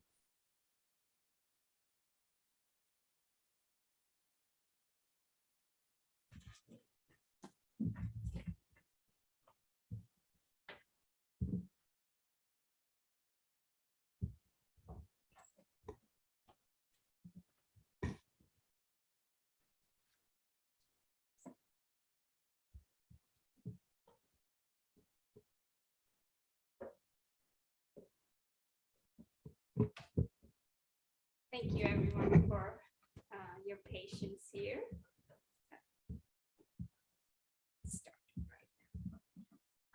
Thank you, Chairman. Councilwoman Tanner for the introduction about Georgia Data Analytics Center. In 2019, House Bill 197 formed Georgia Data Analytics Center. GDAC was established with the intent to build a centralized data hub to provide data transparency and accountability in Georgia. All the speakers, especially Chris Young, and all the data talk was exciting me in the room as I was listening to all of you guys. The goal is agencies have collected tons of data, vast amounts of data in past few decades, and they were analyzing these data within their agencies. GDAC was formed with the intent of pulling all this data together in a governed data access, with providing governed data access so that standardized data definitions are put in place, a governing body is put in place to make timely data and accurate data available for policymakers and legislators to make their decisions. So our goal is to work with agencies, assemble the data together, standardize the data, aggregate and anonymize this data so that we are respecting the data security and integrity of the data. To provide this oversight for GDAC, we formed a data governance organization with many focus groups and committees. We have an advisory group that constantly, in Office of Planning and Budget, that constantly guides us on the goals and objectives of the governor and for the entire state, so that GDAC is focused on the right data sets, especially healthcare data set is where our focus is right now. We have a data management steering committee and business stewards group, data stewards group. Each of these groups has a focus track. The data submission group defines data inventory at each agency, what data elements are available, what are the timings when these data are collected, how to validate this data and how to connect this data together. The data literacy group helps us with the business glossary and defining the calculations, formulas, and policies around the data itself. The data access group is the most important group in this data governance, which helps us with establishing data use agreements. They take a long time with some agencies, but data sharing agreements is where this data access group helps us with. They also work on various workflows on when a data request comes from a legislative request. These are the steps that we need to go through. When a media request comes, this is the step that we need to go through, and this is how it goes through a review and approval process before it's released. So we are putting all the checks and balances in place to make sure as GDAC operates to pull the data together from several state agencies, we are also putting the guardrails around this data use and access. We have done a lot of work, especially fiscal year 2022 was a big year for us. We formed, I'm going to skip 2 slides here just to show the amount of work that we did in FY22. We built a modern data architecture, vast amount of data needed, vast amount of compute and unlimited capacity. Cloud was the obvious choice for us. We went and built a secure government cloud, which has all the HIPAA guardrails and policies in place. Just past week, we had one person connect to a VPN, which was showing in a geography which was outside US soil. We caught it within minutes and I got a phone call saying what happened here. We were testing it, how it's going to react, but it got caught. So that's the level of security. We have built this cloud in 3 months, July through October timeframe, 4 months, and we transitioned it to Georgia Technology Authority, where their information security office is constantly monitoring these alerts and alarms to keep our data secure. While all that infrastructure work was done, we were working with several agencies to establish data use agreements. Some of the data use agreements were very fast because we have high-level executive support, and we were able to move forward and come to the same page on also define what agency is responsible for and what GDAC is responsible for, and form these data agreements. Whereas other agencies, we are still struggling to make past the first step of MOUs. We have a modern architecture for data ingestion. We built in repeatable processes where time from data collection to consumption is extremely fast, and it's an assembly line that we have put together.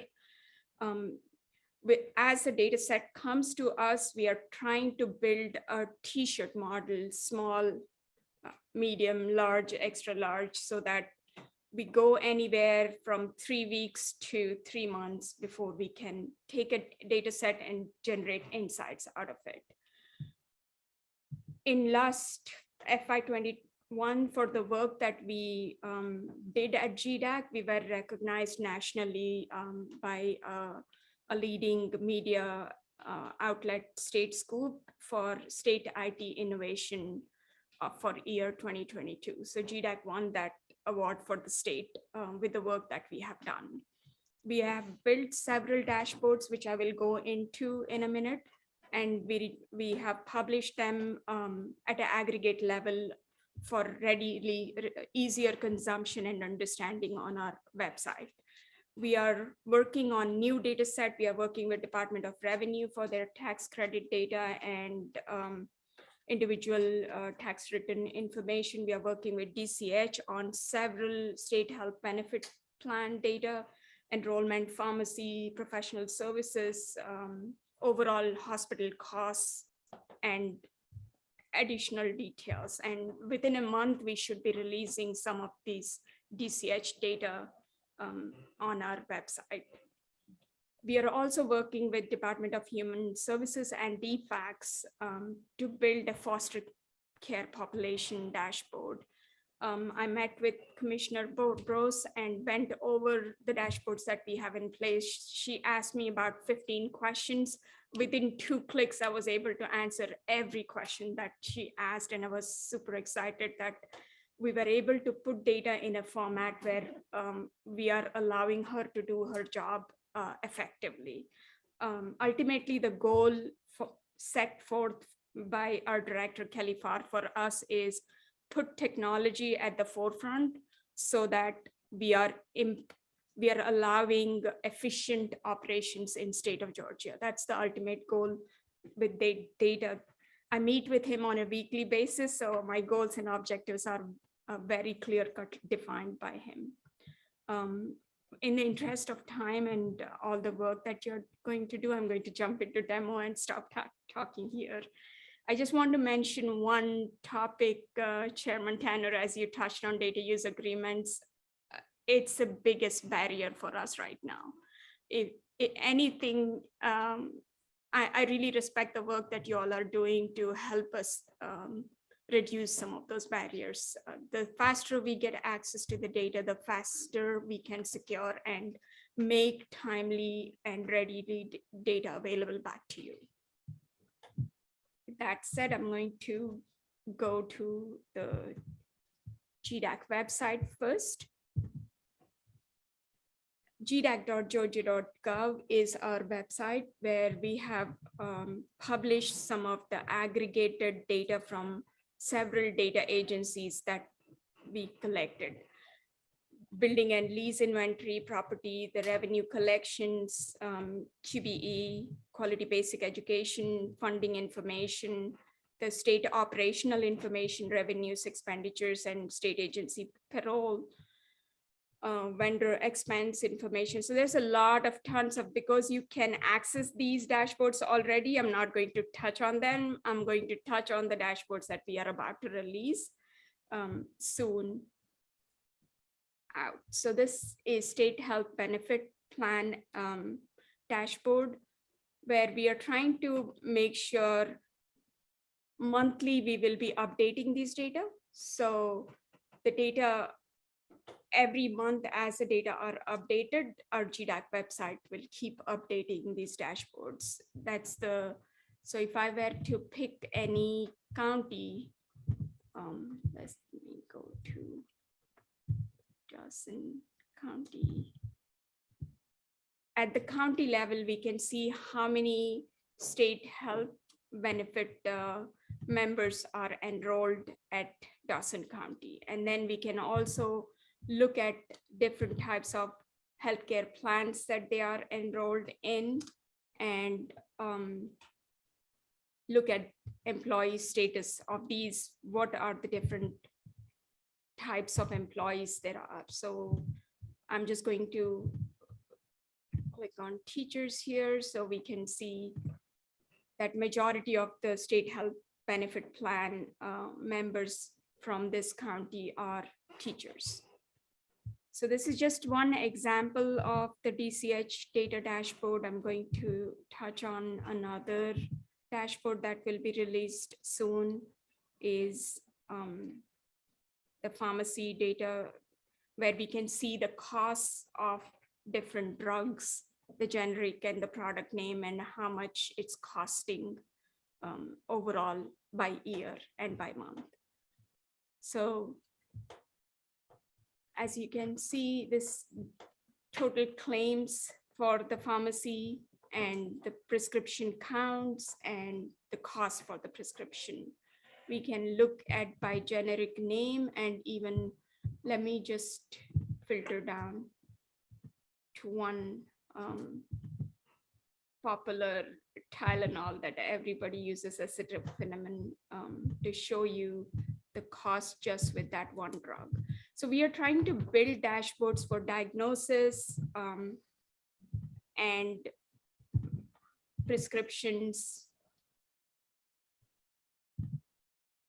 I heard Representative Oliver ask questions about hoteling data. We did do a dashboard on it, which was giving all the information in clicks away right now because it's a very sensitive data set. I cannot demo here, but I have Commissioner Prose has reviewed that and she's very much excited. We are trying to build suppression rules around that so that when we release, we are respecting the privacy of the population that's involved in there. So this is just an example of one generic name and total claims for Tylenol or hydrocodone here, and the cost, the number of prescriptions written, overall cost for these prescriptions, and cost for prescriptions. So this is just an example. This is just a drop in the ocean of the work that we are doing. We have built a modern technology that can take the data from all the agencies and produce the insight and make the data available to support the key pillars that Chris mentioned: data accountability, organization, and the partnership in the previous presentation. I think GDAC is ready to do the work. Really, thank you for your time.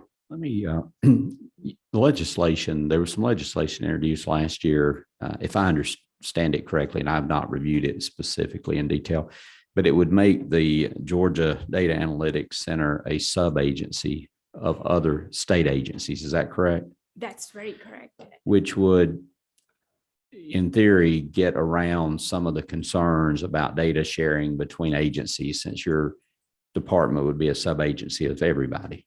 Yes, that was the step towards the right direction, I think.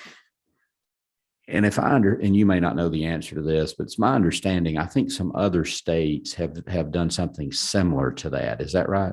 It is right. I had been to a summit, national summit recently, and I met with North Carolina team that was doing exactly the same stuff, and they have a huge success there.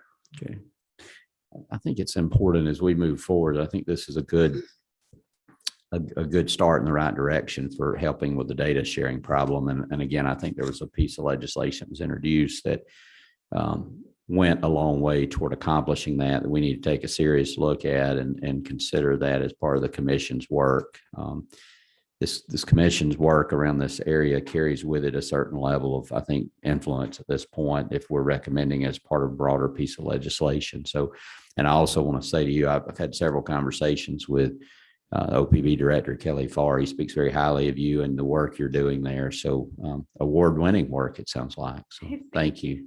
Thank you so for what you do. Are there any other questions about the Data Analytics Center, what they do, what they're capable of from the members present? And then I'll switch over to Zoom.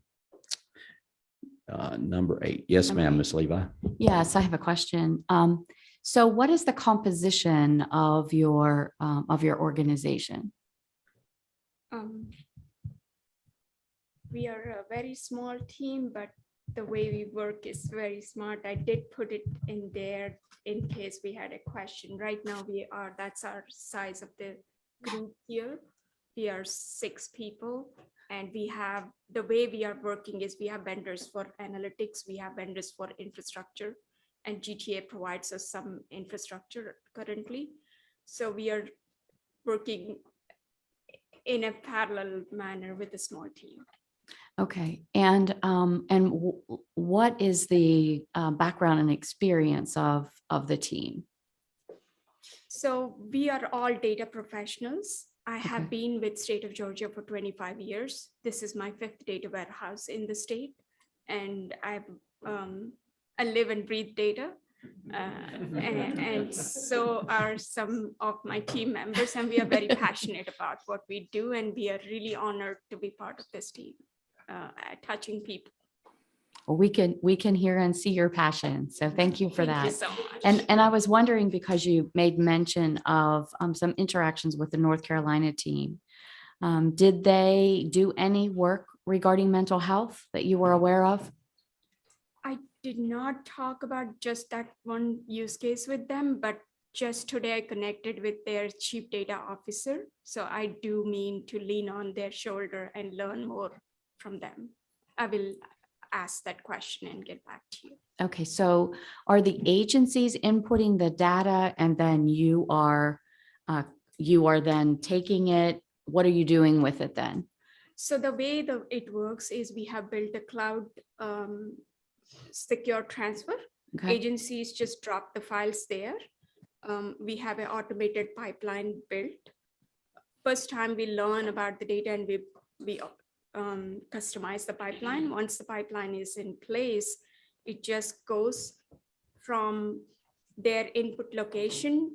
We connect the dots. Basically, if there is a social security or if there is a low level data coming from one agency, we connect with another data, let's say DCH data and DHS data. We connect the 2 dots together, and then we anonymize the data. After the data are anonymized, we obfuscate all the PII. Basically, nobody's date of birth, social security, or anything is there in our analytics layer. It's completely de-identified data. We take that de-identified data and then we aggregate it. Once that data is ready, we build the analytics and report out. We are also building these data sets, and our data governance committee will define how we can release these data as public data sets out so that researchers have secure data available for their independent research. It's not just us trying to tell stories. We want to give this data to people who are real public entities who are wanting to serve their constituents, constituents. They can take that data and build their own focused analytics. So our goal is to make this public data, build a Georgia data capital, and serve this data in a secure manner. That's the ultimate goal, and cannot wait to get there. Okay, so de-identified data is important, but if you heard earlier, one of the things that we've been challenged with is if we have an individual that is a friendly face that is receiving services from multiple entities, we need those different touch points to know what's going on with that individual. So have you been challenged with anything similar to that? So with the hoteling dashboard, we took that data and we were trying to connect the dots.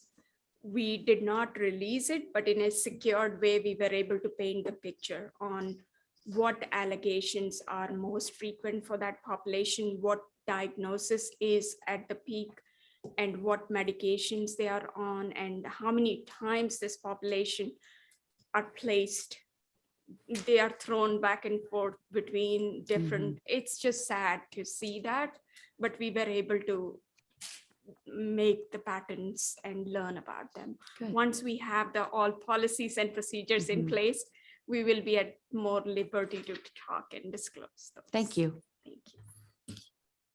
You know, I bet Justice Boggs and Dr. Zerbin that's on Zoom are very, very excited to hear you talk, because they are data-driven individuals. And let me switch over. Does anybody else have a question here in person? We'll switch over to Zoom real quick. Takes just a sec. All right. Anyone on our Zoom call have a question? Yeah, you're right, Mr. Chairman. I'm going to provide GDAC an office in our building. Thank you. Thank you so much.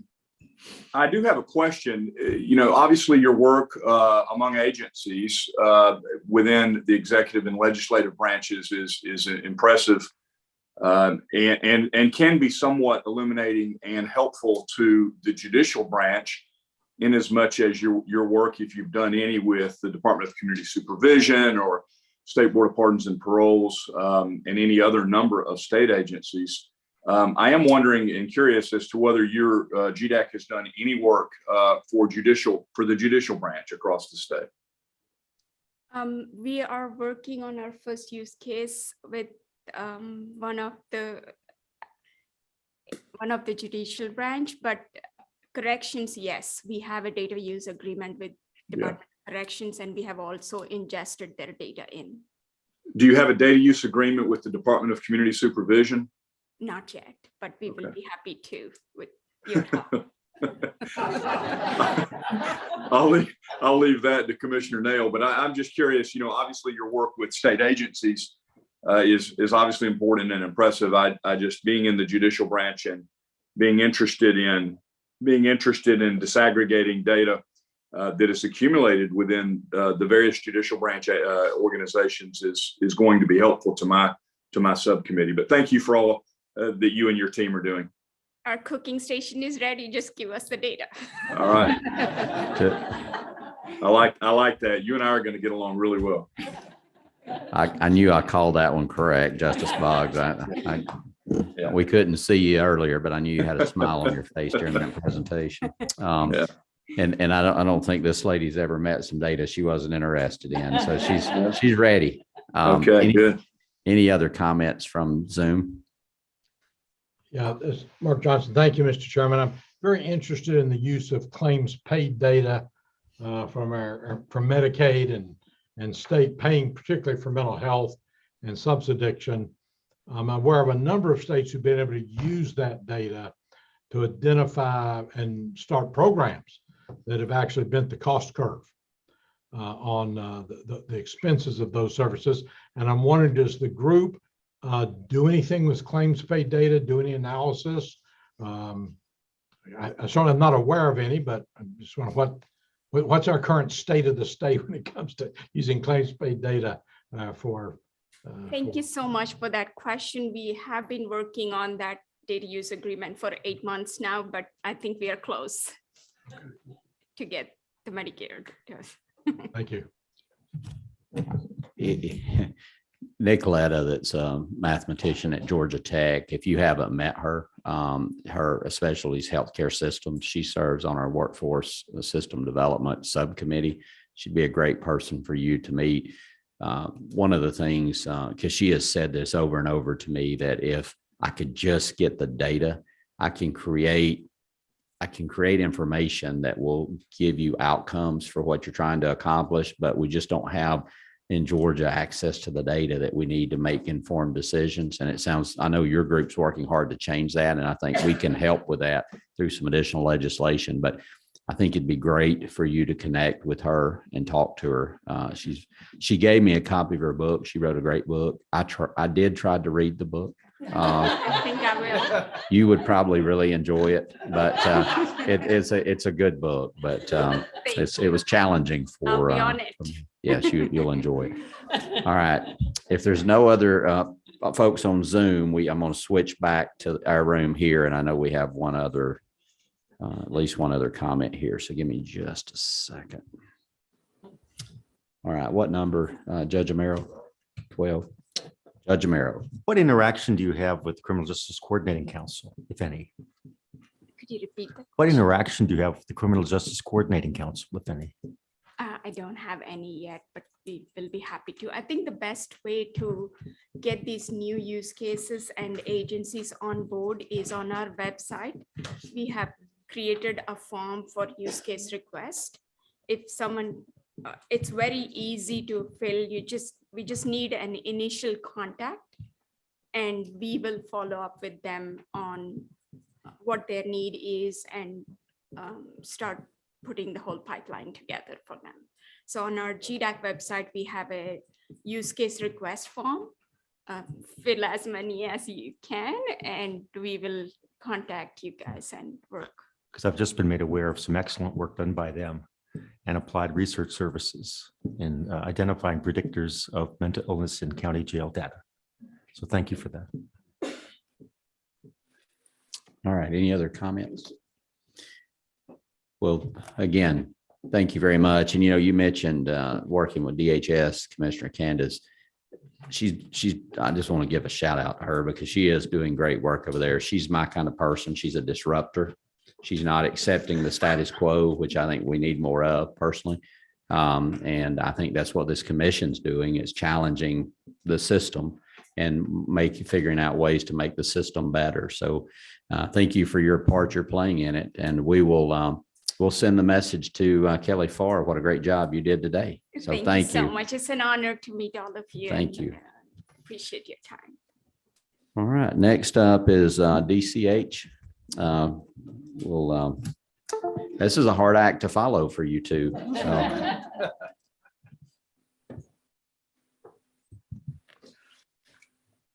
If you don't mind, when you present, just introduce yourselves to the commission.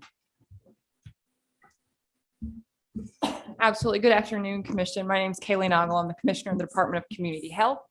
With me today is Joe Hood, one of our senior policy advisors. He's going to move the slides, but I'll start with just a few comments. I've had the opportunity to meet and work with a few of you in a number of different capacities over my career, but this is the first opportunity I've had to present to the Commission. So thank you for that opportunity. As currently structured and designed, the Department of Community Health is really the regulatory, finance, and compliance agency in the healthcare spectrum. We are a very large insurance firm. We act as a broker of services. Our job is to connect our members with the ultimately providers and services to increase access to care and healthy outcomes for Georgians. So we have been working, I'm obviously not the most experienced healthcare professional in the room, I can assure you of that. But I have, I think, brought to the role a healthy use of the word why and some skepticism on how we're doing things and why we're doing them that way. So I hope that you have noticed or have at least heard over the last year, we have really focused on increasing our agency's accountability and transparency and moving things forward and how we execute and get things done. I think we've are working to more fully appreciate and exert our influence in the healthcare spectrum in our role in that delivery. And then it's our job in this bill, HB 1013, to make sure that we meet our requirements laid out in the bill so that we fully implement the intent and effect of what you designed. And so happy to share with you today some updates on those requirements and where we stand in implementation.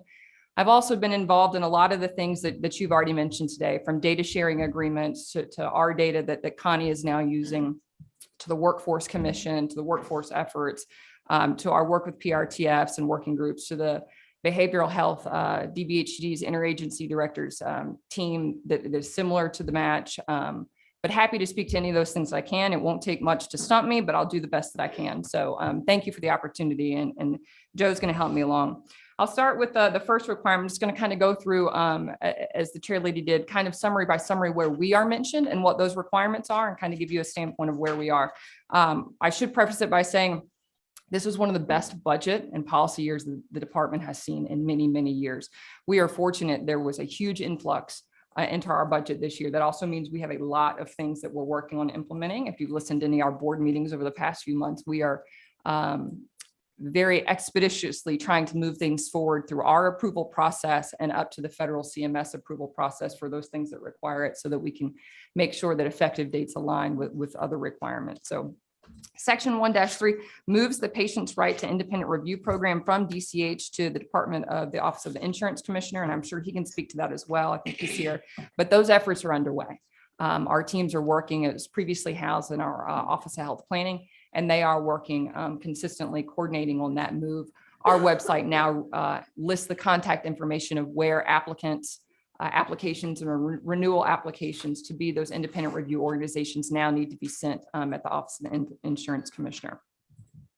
Section 1-4 is a big bulk of it, requires all state health plans to meet standards of federal mental health parity and the Addiction Equity Act of 2008.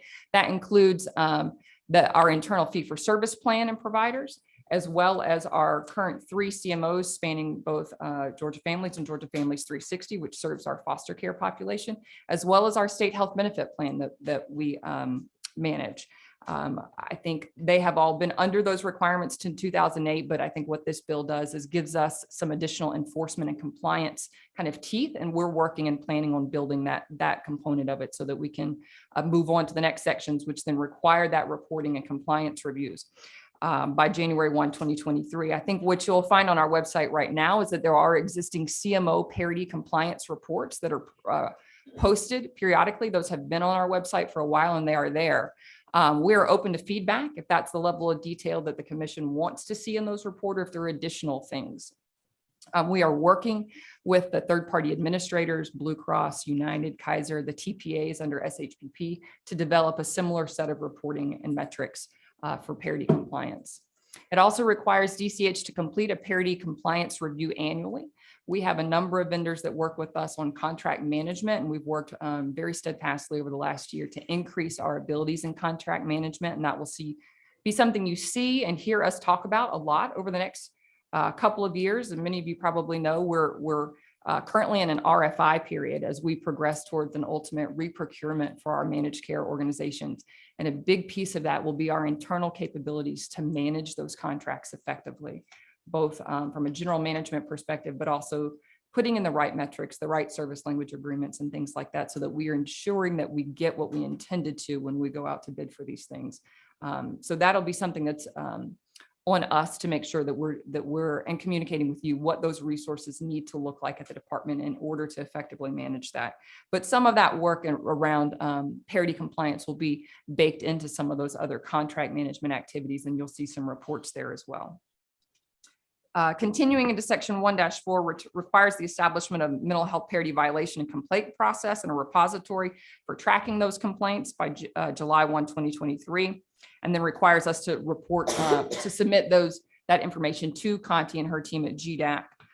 We are underway with that. We're starting to do some preliminary system updates with we have a major third-party vendor that processes all of our fee-for-service Medicaid claims, and starting to update at least the minimum amount that we need to do to start being able to track, so that when someone calls, that they can accept that call and record it as being a mental health parity complaint or violation, so that we can at least start to track those things. We'll continue to have conversations about that. Website developments will obviously have a place on our website where that's pretty plain language for folks to be directed to or to submit a complaint. Our CMOs are, which we have regular monthly and bi-monthly meetings with, are developing those same processes as well. There is a working group that's defining those processes and the related reports that need to go along with those, so that work is underway. Chair Lady mentioned the minimum medical loss ratio previously for CMOs. Federal guidance suggests a minimum of 85%. In fact, over the past 2 or 3 years, we've had that in place. It was actually a little bit higher. We implemented what was called a 2-sided risk corridor during COVID to guard against both upside and downside loss for the CMOs. We're in a draft rate setting period with our CMOs right now for the rates for FY23, and it includes a minimum MLR of 86%. So that will be 2-sided risk corridors are a little bit of an anomaly. They were allowed federally during COVID because of the unknown utilization during that time period. But as we transition away from the 2-sided and move to a minimum MLR, we're setting that at 86 right now. And so there's, if you're interested in the 2-sided risk corridor or what that was, happy to explain it to you. It's a little more complex than just the just the minimum. It had an upper limit as well. Those are in draft right now. We are continuing to have conversations with the CMOs, but those will be submitted to, those rates get approved and contracts get approved by CMS. And so those will be sent up with an effective date of July 1. Section 6-1 requires the completion of several studies by December 31st. Several of those are what we call rate studies, which will look at reimbursement rates paid to mental health service providers in comparison to other states or plans, costs relating to treating uninsured patients in EDs or emergency departments while they're waiting transfer to a behavioral health facility, an analysis of all mental health funding distributed to statewide by various agencies, medical necessity denials for adolescent mental and behavioral health services, and a study related to coordinated healthcare for foster youth, including data sharing. So we are drafting that scope of work and what that would look like. DBHDD was also charged in the budget and this bill with doing several rate studies as well. We'll likely combine those so that we have one actuarial firm doing rate studies on all of those things collectively. So we've got the same set of mathematicians and data scientists doing that work for us. And so don't anticipate that that will be a problem to get those completed. And then section 6.5 defines coverage requirements for drugs used to prevent and treat mood disorders with psychotic symptoms. Our prior authorization requirements are being updated and will be in place by July 1. Those are posted online for all of our prescription drug coverages. And I've listed that website there where you can find those for Medicaid, and that the plans will follow that as well. Some of the other items in the bill that we're not the lead agency on, but that we'll certainly participate in. Obviously, the Office of Health Strategy and Coordination has been mentioned a couple of times, and their creation of a recommended unified drug formulary for both Medicaid / Peach Care and SHPP separately. We've certainly begun to share with them a lot of information on how those processes work now, what our Drug Utilization Review Board currently does, how the CMOs and their PBMs operate, how any changes that might impact budget or costs related to drugs on either side of the house, the fee-for-service, Medicaid, or SHPP, but are certainly having ongoing conversations with them and are happy to provide information that they need to do their work, as well as the transportation study. Specifically, NEMT or non-emergency medical transportation is where we would come into play in that conversation. We'll obviously share information with them. We have an active RFP open right now under NEMT, and so happy to talk with them about that and what that looks like. Obviously, with DHS's charge in the bill, the interagency data sharing system, Commissioner Rose and I have had conversations. She and I both started in these roles about the same time, a couple of months apart, and just even chatted this week on the system I think that she is trying to build specific to her foster youth population to get a direct feed from our system so that while Conti's data is more analytics and reporting after the fact, that she can start to build for her caseworkers and case managers more of a real-time repository of all the information available about those youth. So coming from our side on medical claims, feeding back to them, then making it available. So we're working on some things like that. And then within DBHDD, the multi-agency treatment for children of the match team will certainly play a role, and happy to participate in that. This is a lot of work. I've gone through it really quickly. It's a lot of work, and I'm very proud of the team, but very thankful for the opportunity to do it. Like I said, this has been one of the best policy and budget years for our department and the work and the scope of our responsibility. So thank you for the opportunity to work with you on it, and happy to attempt to answer any questions that the commission may have. Thank you, Commissioner, and thank you for all you're doing. We're excited how responsive all the agencies, and especially your agency's been to the commission and getting started and meeting these deadlines so we can move policy forward. So it's very helpful. Thank you. Representative Oliver. I'm very interested in your rate study. And here's my specific question.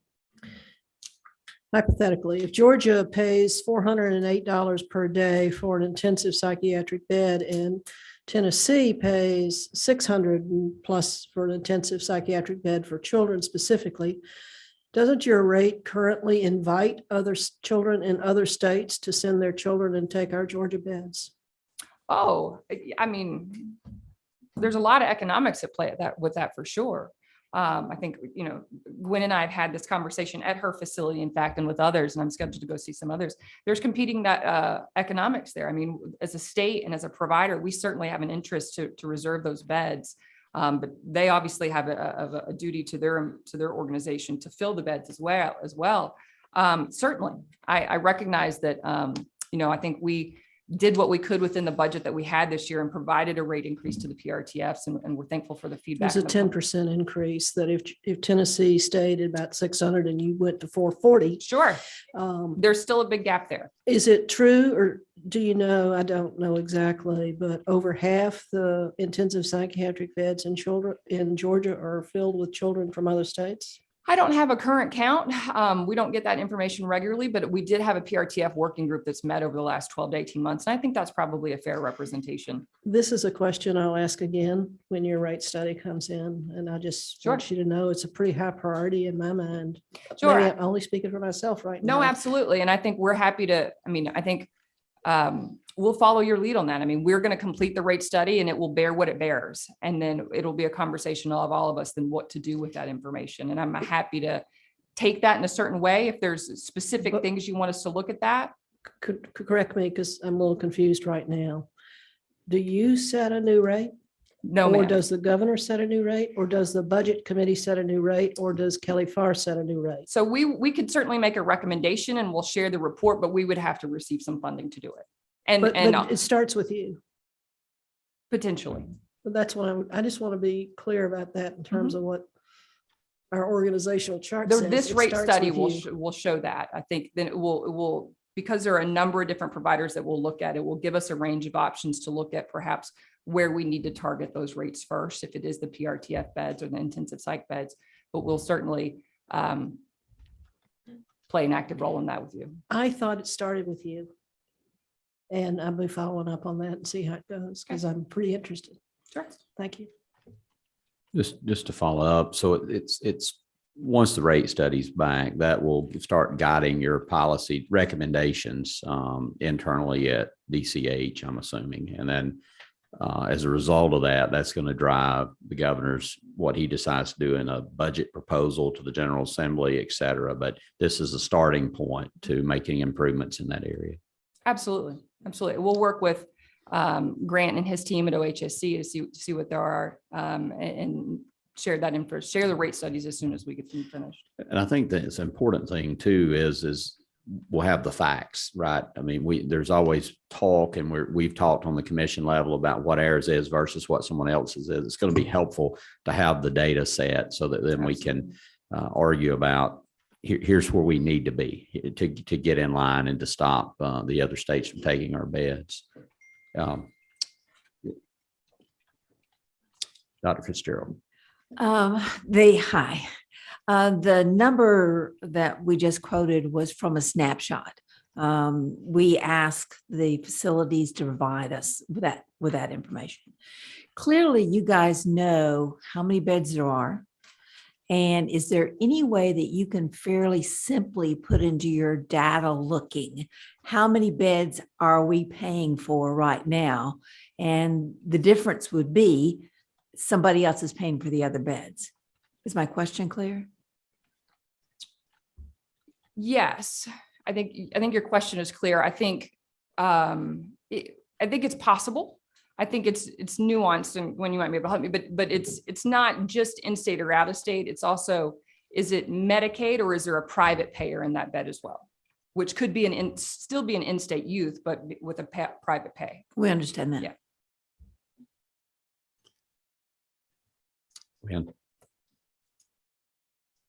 There's a lot at play here. And I want to say to you first, thank you, because we haven't had a forum where we could publicly thank you. It had been 8 or 10 years since your psychiatric residential treatment facilities had experienced an increase. So we were in pain, and we all acknowledge we're not where we need to be. We still have work to do. But what you did to me was a very bold step, and you did that very quickly, and it helped relieve some of the immediate pain that we had. We need to know too, we do, right? It's true, because the PRTFs talk to each other and we put our data together, and we know how many beds are filled with kids from out of state. But there's also the issue that we send children out of state. So while other states are using our beds, we're using their beds. So it's really a national issue. And you only have to look in the news to read that all the states are struggling. And it's so important to have the data to know what kind of beds do we need, which is the conversation that Representative Oliver and I were having. A bed is not a bed. You can't just say we need, 500 PRTF beds. It's all about the kids that are in those beds and what their treatment needs are. And there's some specializations that we don't currently have in our state, which are causing us to send kids out of state that we need to develop. And then whenever you look at the rate in residential treatment facilities that have an educational program, you can't just say California pays this rate. You also have to say, what do they pay in education? Because Georgia pays us education dollars. So you have to balance those two things and look at those collectively. So just some thoughts, but I didn't want it to go without saying thank you for the step that you took to help us. And there's still work to be done, but we knew that. Thank you for that. And I echo that. I think it's a great move, and we didn't get in the place we were overnight. So it's going to take some time to continue to improve, but it's a great step in the right direction. So thank you. Ms. Levi. Great. Thank you. Commissioner, as you know, there is a workforce shortage. And so when we look at the provision of mental health services in the state and look at the fact that we are having a rate study, I have to ask the question, so when you look at a rate study, is there going to be a projection of what we need to pay in order to be able to employ professionals to do this work? Because if we just look at what we are doing currently, all of us are struggling with having to reduce our census in every level of care because we cannot get the workforce. Sure, and I think it's a bigger, broader conversation with workforce. It's a very macro level issue. I think one that we're going to tackle over the next few months. The governor, as I'm sure the commission well knows, has created a healthcare workforce commission that I'll be a part of, that many different sectors of the healthcare industry will have representation on. And it's one of those things I think we have to look at to figure out, where are we today? Where do we need to get in terms of a workforce? And then what's the gap, and how do we fill the gap? Is it rates? Is it the educational pipeline and how we recruit students in, and the expediency with which we put them through to actual on the job bedside workforce? And so I don't know that there's one single thing that's going to fix it. It may not just be rates. I think rates are part of it, but I think it's a holistic conversation, and I'm excited about the rest of this conversation that's coming in order for us to hopefully build a better picture. Okay, thank you. I just wanted to make sure that consideration would be given to the fact that we can't hire staff or retain staff because of the rates. Sure. Thank you. Thank you. Any other questions from members present here? All right, I'm going to switch over. Give me just a second. All right, anyone on Zoom have a comment or a question?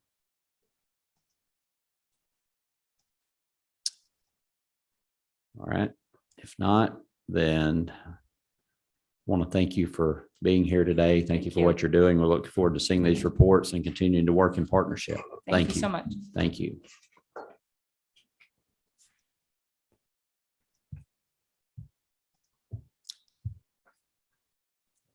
All right, good. Thank you very much. Next, we have Insurance Commissioner John King is with us. I want to thank him. We had several meetings with his staff and with Commissioner King during the House Bill 1013 after it was introduced. As you know, parity is the #1 issue that in this bill. It's called the Georgia Parity Act, and that would not have been possible without the work in partnership with the Insurance Commissioner's Office. So Commissioner King, thank you for that, and we'll turn it over to you. Thank you very much, Mr. Chairman. I have with me Greg Conley, one of our top team members working this very difficult and tough issue with me, so he can he can help me with especially some of the questions you may ask. How did I come to this? I started my professional career as an Atlanta police officer, walking a footbeat on Auburn Avenue at night, walking Coretta Scott King to her car every night. And so I saw as an Atlanta police officer what the failures that we had in our communities. And then I went to work on Buford Highway as a Doraville police officer and then became chief of police. And I will tell you, and if you talk to any sheriff, any police chief in Georgia, probably in the nation, one of the main challenges that we have is, I'm willing to guess that the majority of the bad encounters between law enforcement and the citizens, there's going to be a mental health or a drug addiction component somewhere in there. And so as I, being a member of the Georgia Association of Chiefs of Police, talking to my fellow chiefs and sheriffs, this is important. This is important to me. So when I got asked for our agency to be part of this process, I jumped with both feet, and there was no hesitation. I had several great conversations with y'all. Of course, I've been a National Guardsman now. I'm on my 40th year. And so I've served with a number of combat veterans who are walking and trying to, dealing with obviously the legacy of serving in combat. And so I know where this problem sits. So I'm really proud that Georgia is facing up to the challenge. And so that's why my agency, we're looking at being a good team member with Commissioner Cagle and looking at removing every, every bureaucratic barrier. I know we don't have a significant task in this, but we're looking to continue to work with this commission and with our other fellow agencies, how to remove barriers so we can get to actually provide the services that Georgia's been sitting, that we're behind the curve. And so I'm really proud of the fact that this commission and the talent associated here, and obviously this is a priority.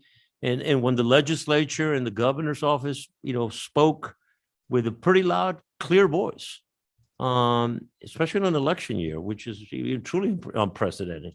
I'm proud to be part of this, of the solution.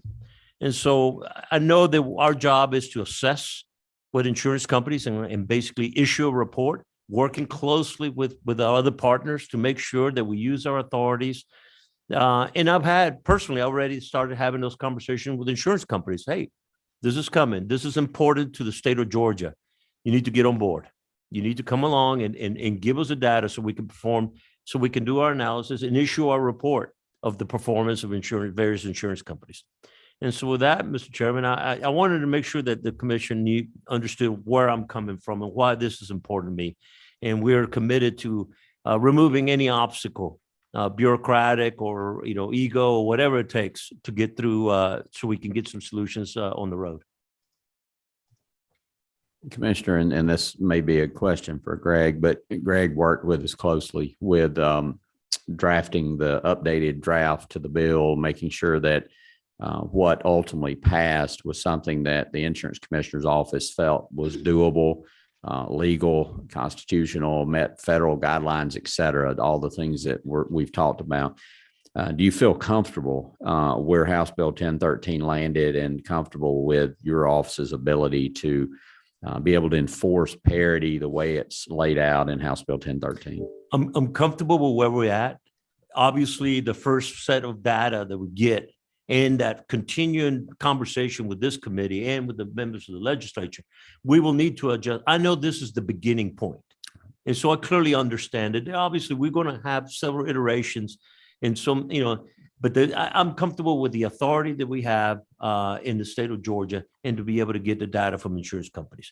Obviously, if the data or their experience of the first set of data that doesn't give us what we need, then obviously we will come and revisit and reapproach this problem. I mean, I know this is the beginning. Greg, I don't know if you want to add anything to it. Yeah, I would say that I thought the final bill was excellent in terms of the powers that it gave us. I really appreciate the fact that you included a data analyst in the bill. That was really important because we did not have the staff to do this. This is a pretty serious undertaking, but I think that the enforcement mechanisms are exactly what we need to enforce it. And I think it's an excellent start for us to start diving into the parity analysis for insurers in the state of Georgia. Well, and for those of us who were working closely with you and Representative Oliver and Kim and Dr. Fitzgerald and others during that conversation, I think our door is open to the commission level. So if you see things that you need tweaked in legislation, we're going to be preparing a report. We're going to be recommending legislation for next year. So if there's things that we need to change, let us know, because we want to be helpful. Mr. Chairman, it's a two-way street, obviously. If there's something that we need to dig in deeper, please, again, I'm committed to removing any obstacles that get us to where we need to be. Good. Representative Oliver. Thank you again for your time. I've learned from you and from others in your position that your National Commission of Insurance Commissioners have coordinated some about how to respond to this new federal act that'll help us implement the Georgia Act. Where have they given you any specific, because this is a national enforcement issue, and I'm really interested in whether we could have a national enforcement mechanism. The challenge, we're wrestling with this across the nation, and I'll let Greg add on to, get me out of trouble if I write a check that I can't cash here. There's a lot of discussion, and a lot of it is about the approach of using a commissioner's regulatory authority.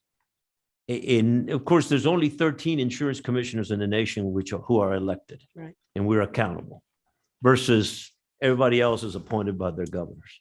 And of course, I would say they would not as accountable, versus the tension between the federal government and a bureaucrat in Washington, D.C., responding to the calls that you all are getting, who many of you all already have my cell number. And if you don't, you can easily get it. I will make sure. And so I'm accountable to you all, versus an unknown individual down at the Department of Commerce or Department of Treasury or CMS. And a lot of this, I think I'm more comfortable operating with the authorities that I have here in Georgia as an enforcement mechanism than relying on the federal government to make a decision whether to hold an insurance company But Anthem accountable. is a national group. And if Tennessee's asking Anthem for data on parity, is Georgia asking for the same data? That's kind of what's I'll let Greg, confusing. because we talk routinely with the insurance commission. Sure. So I think there's a kind of a couple of challenges when you talk a national approach. When we've spoken privately with the other states at the NAIC, we have regulator-only meetings so that the only people who can go in are the representatives from the states. And there is a lot of confusion even at the federal level as to what it is they want. Intentional confusion? I don't think it's intentional. I think that our understanding, and I can't speak for CMS, but our understanding is that the Mental Health Parity Act was passed, but it was not really followed up on well from a regulatory perspective. And so that the first states that started to handle mental health parity kind of went to CMS for guidance, like, you guys passed the first rule, what should we do? And they were like, look, we just sort of ask them for this data and see what we get. That's what I'm worried about. And that's not how the states operate. None of us do. And so the data, when you do, and I don't want to get too in the weeds on data, but it's very important the form that you ask it in. And so one of the conversations that we've been having amongst the states is, what form is your state using? What form is ours? So we want to get similar data sets. And I think where the direction we're headed is probably a baseline amongst the states. We'll all sort of ask similar questions. Now, getting 50 states to all agree, because we're all on, it's 50 different regulatory schemes, 50 different laws, but I think that we're from a data perspective, from a regulatory perspective, we all kind of want to see the same things. It's just a matter of Tennessee might demand different things than Georgia, getting us all to agree what's a solid baseline to then follow up on, because once you get an initial set, you're like, now we want to start asking real questions of what's going on. So I do think that's the direction that we're headed. I know those conversations are happening, and I think that's where we'd like to get to. You will see, we tend to have a little bit more consensus in the Southeast United States commissioners. We tend to see the world because our problems are generally related because of the region that we serve in. And so we get a lot more consensus. And what we're being mindful is whatever data that we ask is data that we're going to use, not just asking data for the sake of asking for data that we're not going to use. And so it's important for us to have that ongoing conversation. And we have regular conversations on regulator to regulator forums. Other questions from anyone here in the room? All right, let me switch over to Zoom.